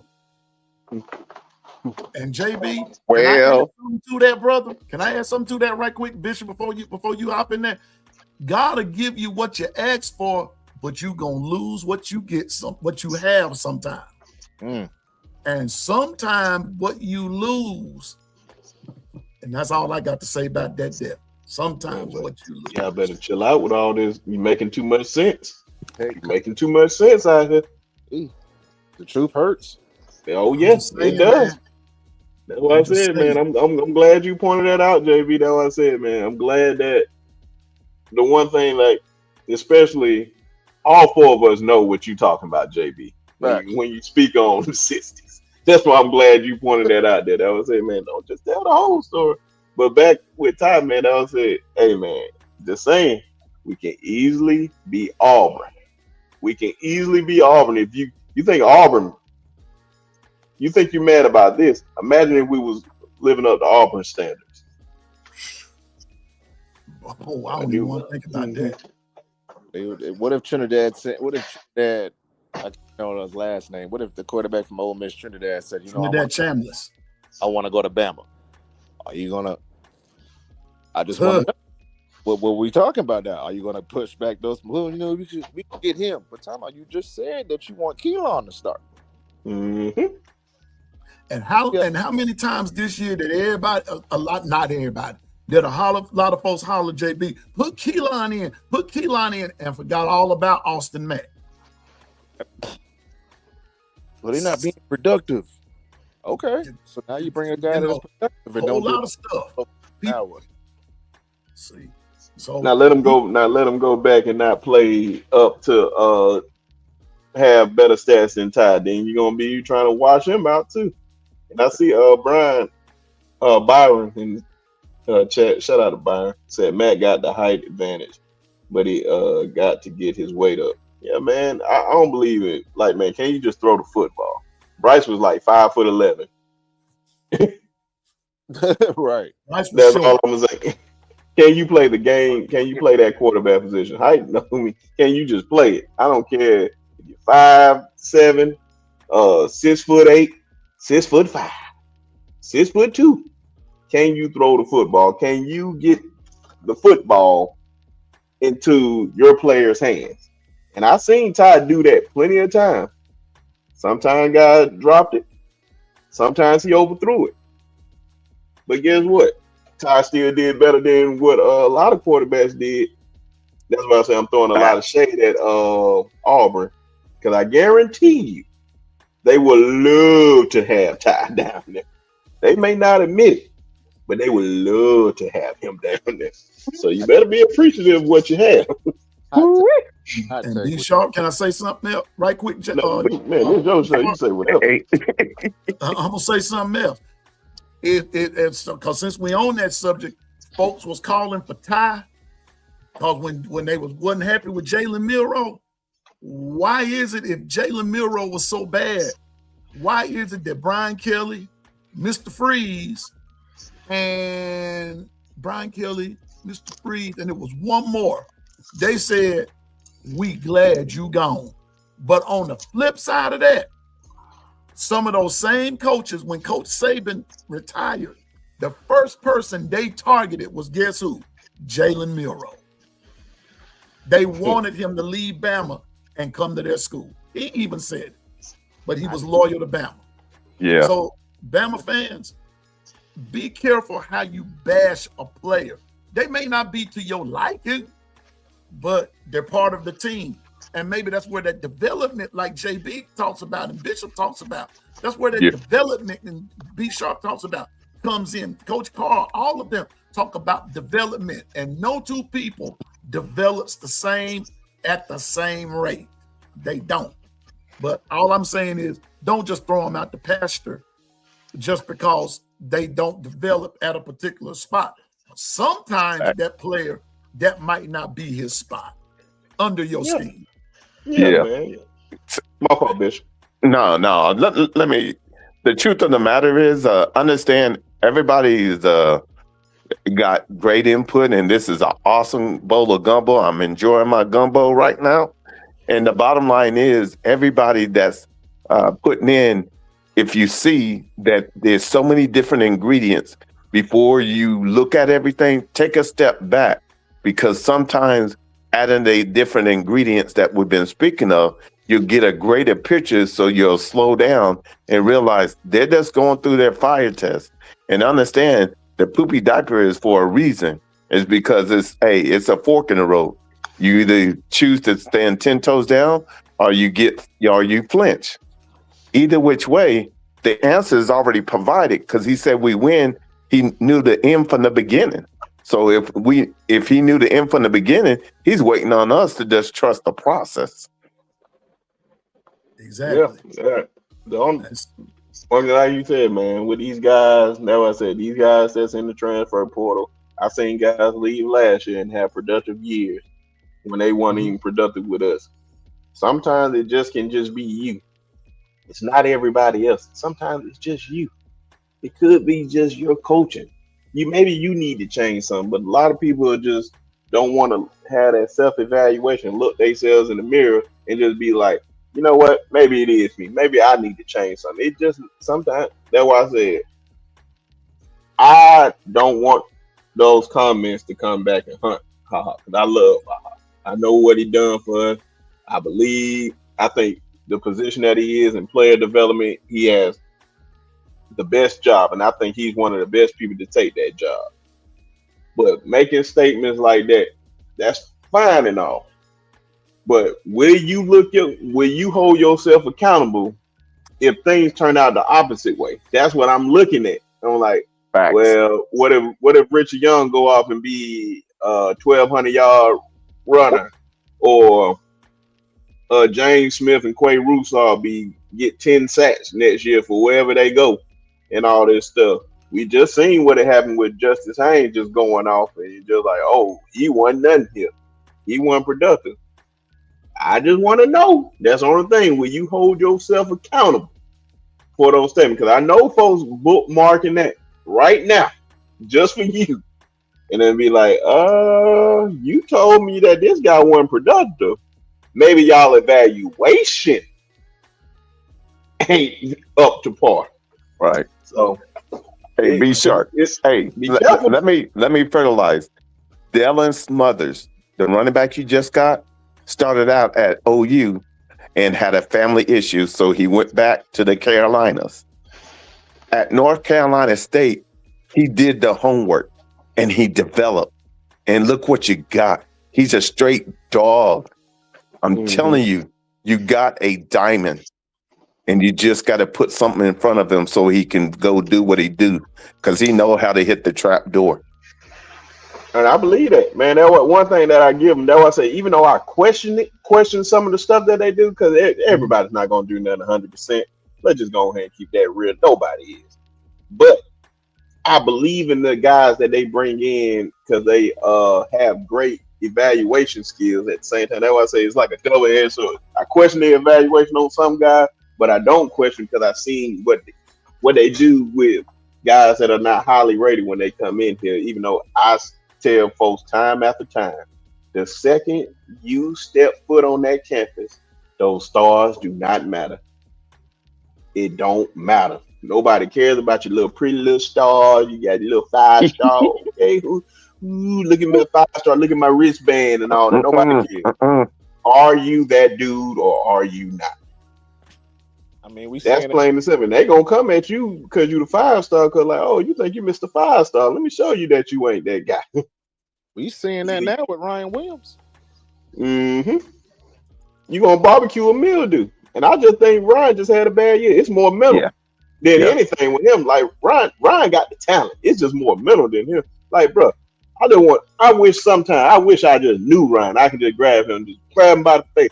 Bro, you are that guy. Yeah. You are that guy.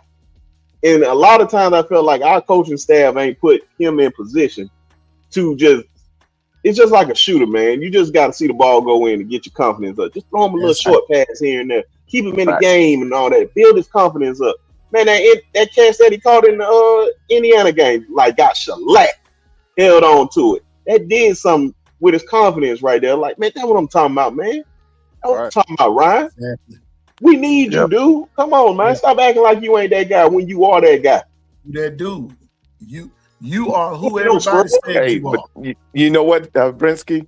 That I'm so glad y'all stepped in my world, because the key is when you're going through your fire test, all of your diaper is out there for everybody to see. It's the ones that step in there and say, keep motivating them. No, you are him. Just like Brinsky just said, you are him. We need you. Don't forget the naysayers. The bottom line is, when he came in as a freshman, he was wrecking shop. Ain't nothing changed except he done lost a little bit in the transition, because now he's developing. He can't just rely on just his skills alone that he brought in. He has to elevate. And when you go through elevation, there's often times that you hit pit stops, and you have to understand when you go through growing pains, you know who's in your inner circle when they keep holding you together when you're going through. So hey, Ryan's that dog, and he ain't stopped being that dog. It's mentality. It's a mental, and that's something you can redevelop, because it's really all about getting him to reconnect that he trusts himself and trusts when the ball comes to you, you know what to do. It's nothing changed. It's just you had a few things. They called it the yips. It's just like when old girl in the Olympics, she had those yips. There's nothing she could do. Is one of those things that if she would have tried to go through it, she could have injured herself real bad. The bottom line is, with Ryan, you know what he can do. So just trust the process, and he's straight dog. And the one thing that I will say with that, and you said nothing but facts. Nothing but facts. Them same people, I can tell you, like, people love us. They love the Tony Browns. They love the Reuben Fosters. They love these crazy guys. Hell, man, they even love Jalen Hurts. I remember when them boys was in the fire. They were like, oh, we don't like what they doing and all that. You love them after the fact. They loved them after the fact. They didn't love it then. I loved it then. Because one, we all closer in age and all that. So, of course, they right there with me. But I remember when folks couldn't stand Jalen Hurts. Man, put the other quarterback in. Put the other quarterback in. But the second he won that Super Bowl, he Bama. He Bama this. He Bama that. Bama built. He built by Bama. Built by Bama. Oh, yeah, like, come on, man. They like, don't do that. They like a YouTube channel then, man. I promise you. I'll put them folks on Front Street. Because it's certain folks I see do it, bro. I was like, come on now. You wasn't rooting for him when he was... Don't root for me when I'm at my high when you ain't root for me when I was at my low. Well, exactly. I mean, hey, now that's part of the gumbo. Wait a minute, I put it up here the other day. See, that's what you had. That's it right there. That's it. That's the deal right there. You know, that's that Louisiana crawfish and crab and shrimp bowl. Yes, sir. That's what you put in. These revisionist history, man. Like folks don't remember how folks used to treat them and all that, man. Exactly. These folks remember. They're like, oh, you love me all of a sudden now. That's why when some of these athletes go or whatnot, and I hope all of them go somewhere and be great.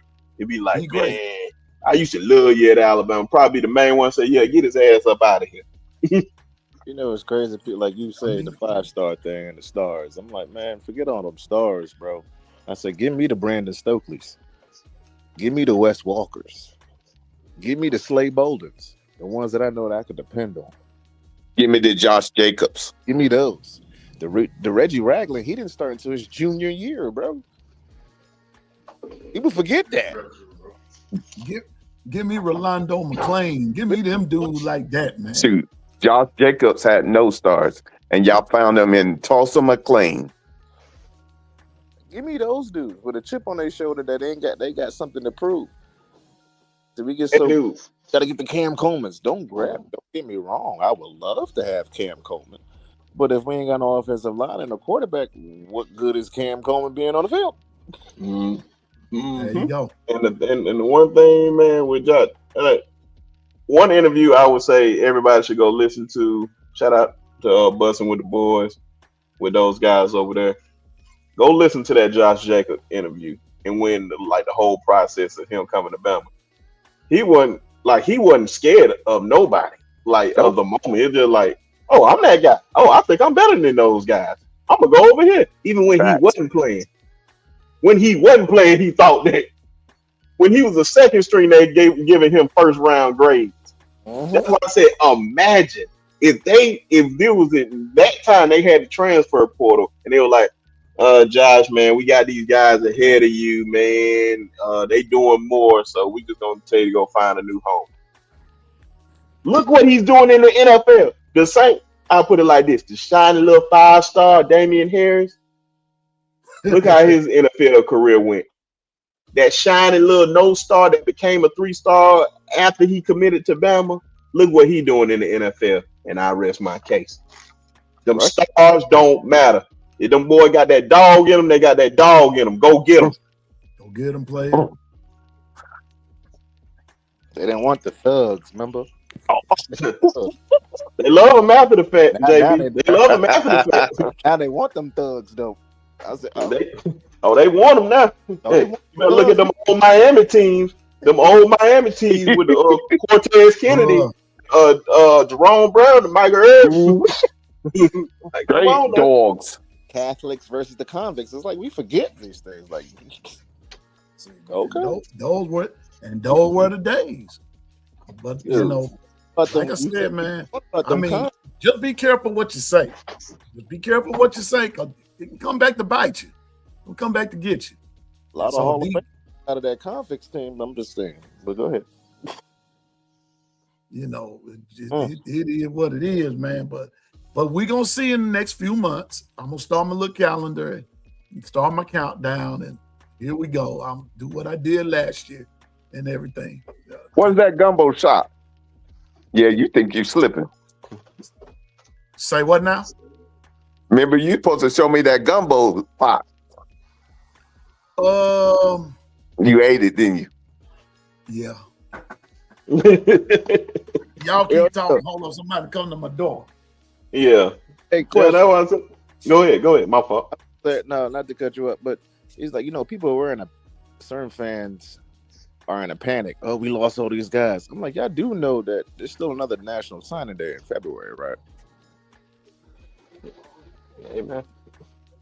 Like, there's still guys that's got to sign in February. So whatever Bama needs to do collectively now to get these guys from out of portal, do whatever coaching changes. If they do, they still a signing day in February. So don't keep bashing these kids that's leaving or the coaches that's here. Social media has taken over the world. These kids see this stuff. Trying to tell you. They see this. So if you just bash one of your 5-stars that just left, why would I want to go there? They don't want to hear that, man. Okay. Y'all need to check. They don't want to hear it. I'm trying to tell you, man. It be the stuff like that. They're like, you think these folks ain't paying attention to that? Like, oh, damn, man. They talk about you like that. They just loved you 1 minute ago. Hey, Sharp.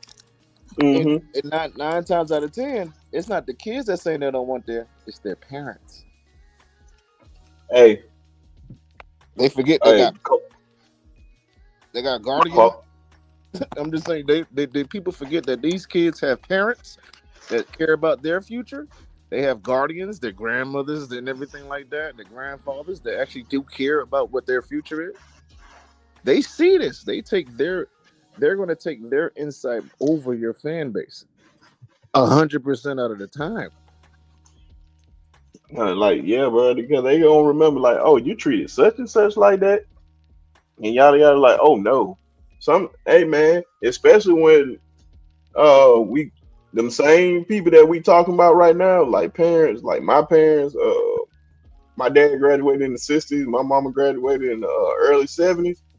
Imagine if I said I wanted to go to like an Ole Miss or something like that, or even Alabama. Man, you know how against it they would have been. Think about the times they grew up in. And like, oh no, oh no. I know folks that still like that way now. Got grandmas and all that. Like, oh no, they treating folks like that. And now they just out in the open, like, oh, they just doing it because of what somebody doing in their spare time. And that's You what's know, they acting like this. Oh, okay. That's what I said. These folks talk now. Now you say, oh, I want this guy. Man, why are we not getting these guys? Maybe because you can be part of the problem why they're not getting these guys. Exactly, and that's what's so crazy. We talk about you want the Bear Bryants of the world and that coaching style. I'm like, you do know those kids' parents, grandparents is from that playing time, so they probably don't want their kids to go to the South. Like, I'm all for tough love and all that, but like I said, maybe Coach Brian was teaching them like that. I put it like this. I know. Shout out to my uncle, because my uncle played under the late great Eddie Rocks. He said that man gave him hell and all that, but guess what? It was love behind it. And it's not a player alive. It's not a player alive that I have ever run across, and plenty of his teammates, that don't worship the ground that man walk on. You speak of that man's name, it's like you speaking of God. And I ain't trying to say the man God or anything. I know how certain people want to take it sometimes. But I'm just saying, like, if you even utter anything bad about that man's name, they'll damn near want to take your head off. That, like, you can be tough all you want, but do they respect you? Do you care about them? They gonna know if you care about them. It ain't all about you just yelling at them all the time. Right. Do you love these kids? That's why I said he loved that man. That man literally has a picture of this man on his wall, right next to Jesus. So that's the only thing I'm gonna say. It ain't all about you just talking about these old school mentality. Like, bro, my dad was that type of guy too. But guess what? I knew he loved me, and he told me he did. Right. And he explained the stuff that he did. He said, "You ain't gonna understand now why you are a boy, but I promise you, the older you get, everything I'm teaching you, you're gonna appreciate." And I swear on everything I love, everything he told me is exactly what happened. Like, damn, like, oh man, this ain't tripping about this and all that. And I understand. I understand that. And it's crazy. The older I get, every situation. Say, damn. Yep. Well, I'm gonna tell you what. I'm just like I said, we're gonna see, and I'm not going to. I saw on one. OG Gill talked about the guys don't respect the coaches, and their coaches are soft and everything like that. I don't know. You know, I'm going by what I can't go by what I hear. I don't hear players say they don't respect Coach DeBoer. I've heard more folks say that they respect him more than they disrespect him. And I know some people say, well, that's what they're going to say on camera, blah, blah, blah, blah, blah. But I don't know. So we'll see. You know, we're in another year. We're in another transfer portal season. We're like Governor said, like B Sharp said, like Bishop said, Brock said it. This is all about business now. So once we get the business squared away, now it's going to be football time. It's going to be football time. You know, it's football time. It's still football time, but now you're in the business aspect of it, working out negotiations, this, that, and the third. Once all of that is over, then I'm going back to what B Sharp said. I hope you don't mind me hitchhiking a ride with him right here. Do you respect me? Where's the respect level? We're going to see. So all of the accusations, all of the this, that, and the third, and everything, all that's out the window. And who else out the window? I'm going to say this, and I don't mean this in a disrespectful way, but there's no sense in talking about Ty Simpson no more. No sense in talking about Caden Proctor no more. Jam Miller, Jaden Roberts, Wilcom Thornby, Cam DeBerry, Gino Vandermark, Laszlo Lennon, and all those other guys who have entered the portal. That's off the table now. Leave that off. That's off the table. There's a passage of scripture that just says, strengthen what remains in the book of Revelation. Strengthen what remains. B Sharp, JB, Bishop. That's all I'm worried about is who's on the team now. Who has remained. And can those guys be strengthened? I believe that they can. Everybody else, Deontay Lawson, everybody else that either declare for the NFL or hit that transfer portal and they're not coming back, then they're off the table. And no sense in talking about it. Let that go. That's over and it's done with. They're like an old girlfriend. You didn't marry her, did you? Well, bye. I'm dealing with my wife now. So, ain't no sense in talking about what was. We got to deal with what is. And so let the games begin. Let the competition begin. If it's going to be a competition between Keelan Russell and Austin Mack, so let it be. Let it be that. Don't just anoint a guy in it just because that's what you want.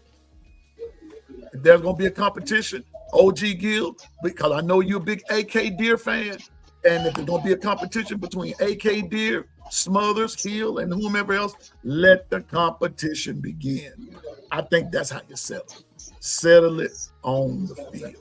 That's how I see it. If Mac don't hit the transfer portal, then let the competition begin. That's all I'm saying. I can respect you. Don't mean I gotta like you. Right. Hey, the White, they look past Matt Jones. They wanted Bryce to start his freshman year. I'm about to say, the best man gonna play.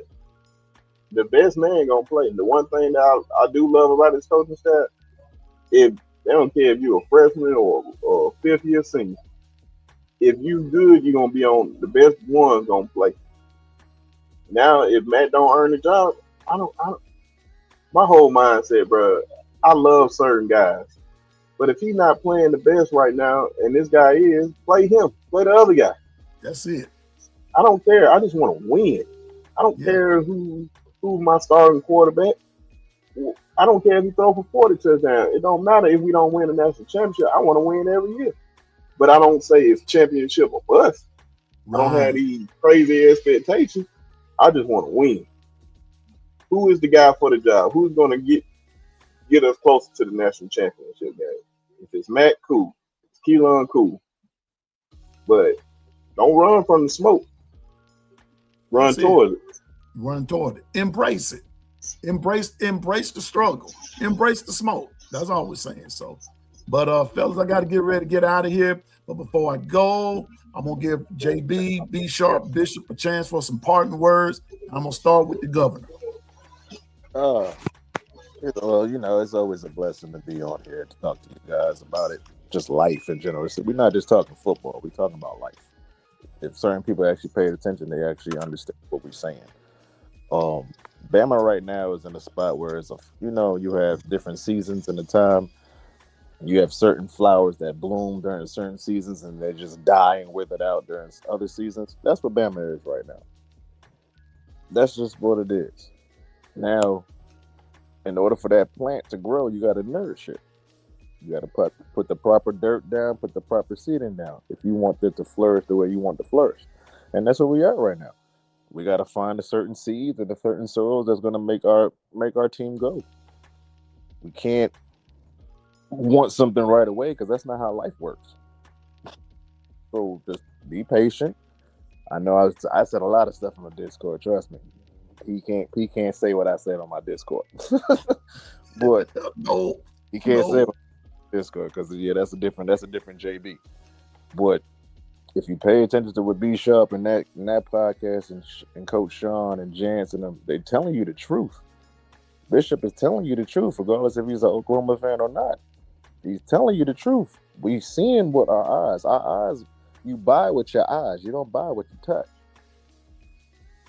You see what I'm saying? So come to reality, adapt to what needs to be adapted to, and killing the boys, this is your team now. This is your third year. So now everything is on you. It starts with you.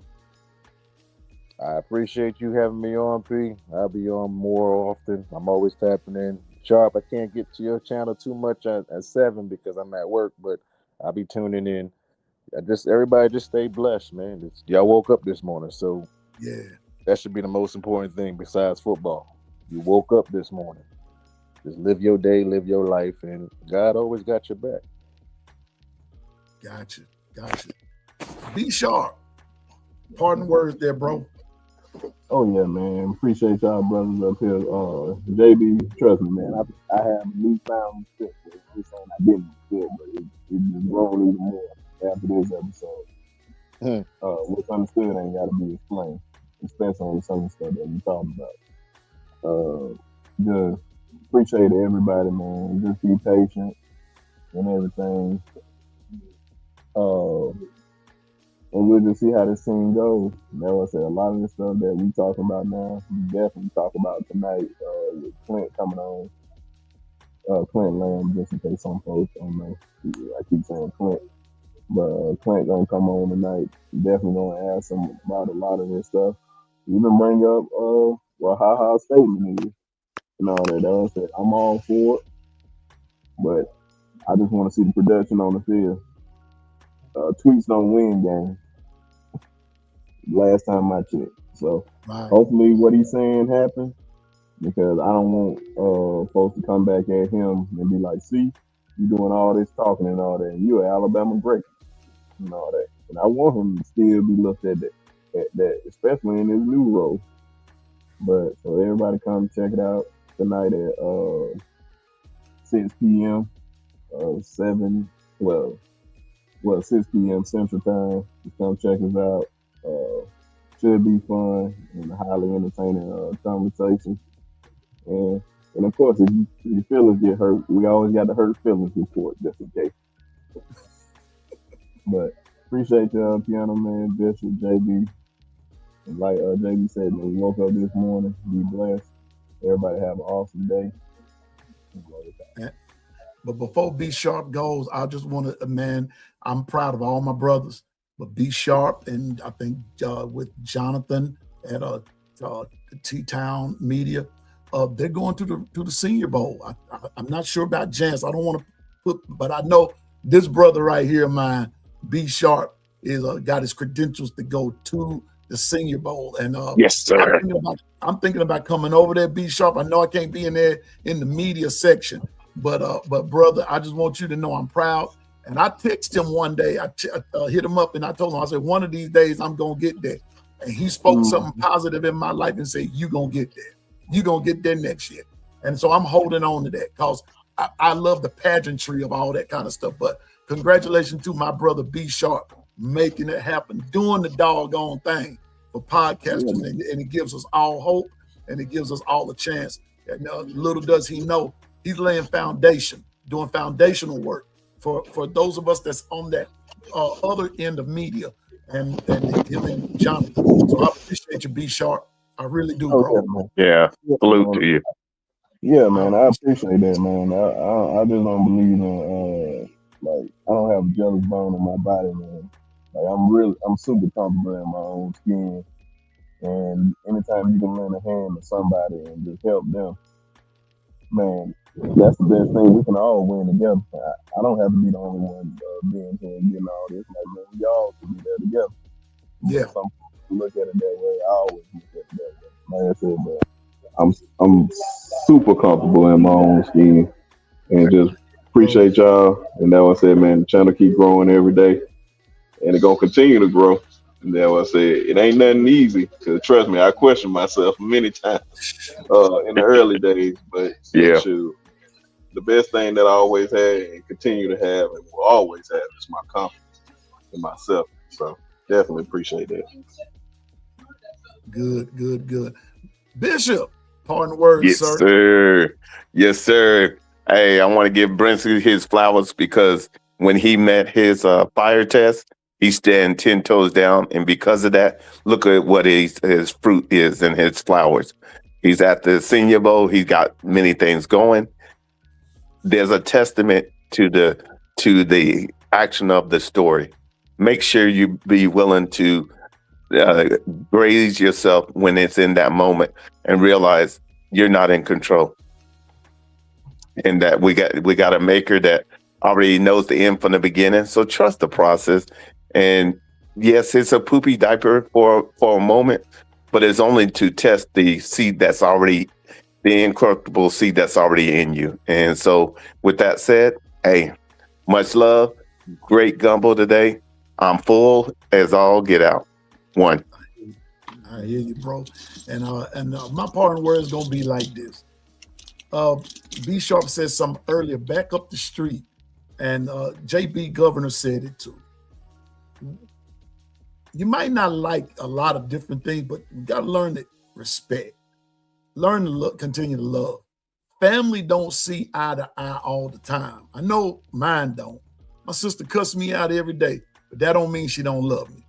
And so, with that being said, hey, we all see this transfer portal, this team, and everything differently, and we might, our way and our approach to it might be different. But hey, but when it gets to the point to where it's either my way or the highway, and we can't respect another person's opinion or their idea or even their ideology about some things, then we live in a sad life. So all I'm saying is this right here. The season is over. A new season is upon us. Because when you're Bama or any blue blood, the season never ends. You just reload. That's all you do. So now we're in, like I said, we're in the business aspect of things. Let's embrace it and let's trust, as Bishop said, let's trust the process for greater production. Process, the greater the process, the greater the production. And not only, and JB said it earlier, Governor said it earlier, he said it best. We don't just talk football, we talk life. So with that being said, that's our show for today. And as I always say, hey, stay focused, drive, and go forward in the name of the Lord. And remember, you can do all things through Christ that gives you strength. I promise you can. In the words of my brother B Sharp, who taught me this when I first got in the game, this kitchen is big enough for everybody to cook in. And at the end, everybody can get something to eat. So question is, how hungry are you? How hungry are you? So, but if you can't cook, stay out the kitchen because we don't like bad gumbo. We want some good gumbo. I want some good gumbo. Plus, being the gumbo season, Bishop and B Sharp and JB, it's Mardi Gras season. Oh, yes, it is. And buddy, it's gonna be some gumbo floating around. And Pianoman gonna be right there in the middle of it.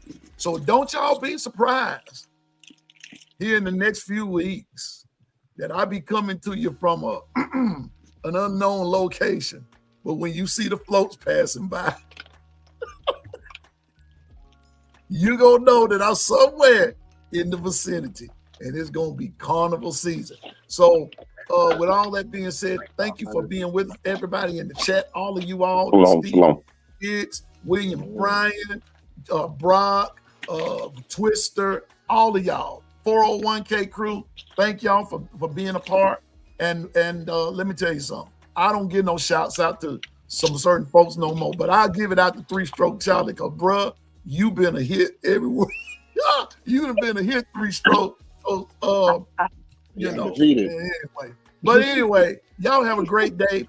And the kitchen is closed. The chefs are gone. The gumbo has been served. And Pianoman is out.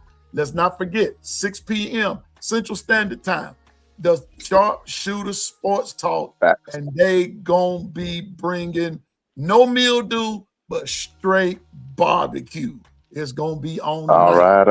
Governor, run the lights up on the way out. Bishop, don't forget to hit that like button on the way out. It costs $0.00. And I thank you. The gumbo is been served. The kitchen is closed, and the gumbo chefs are out. Y'all have a great day and roll tide.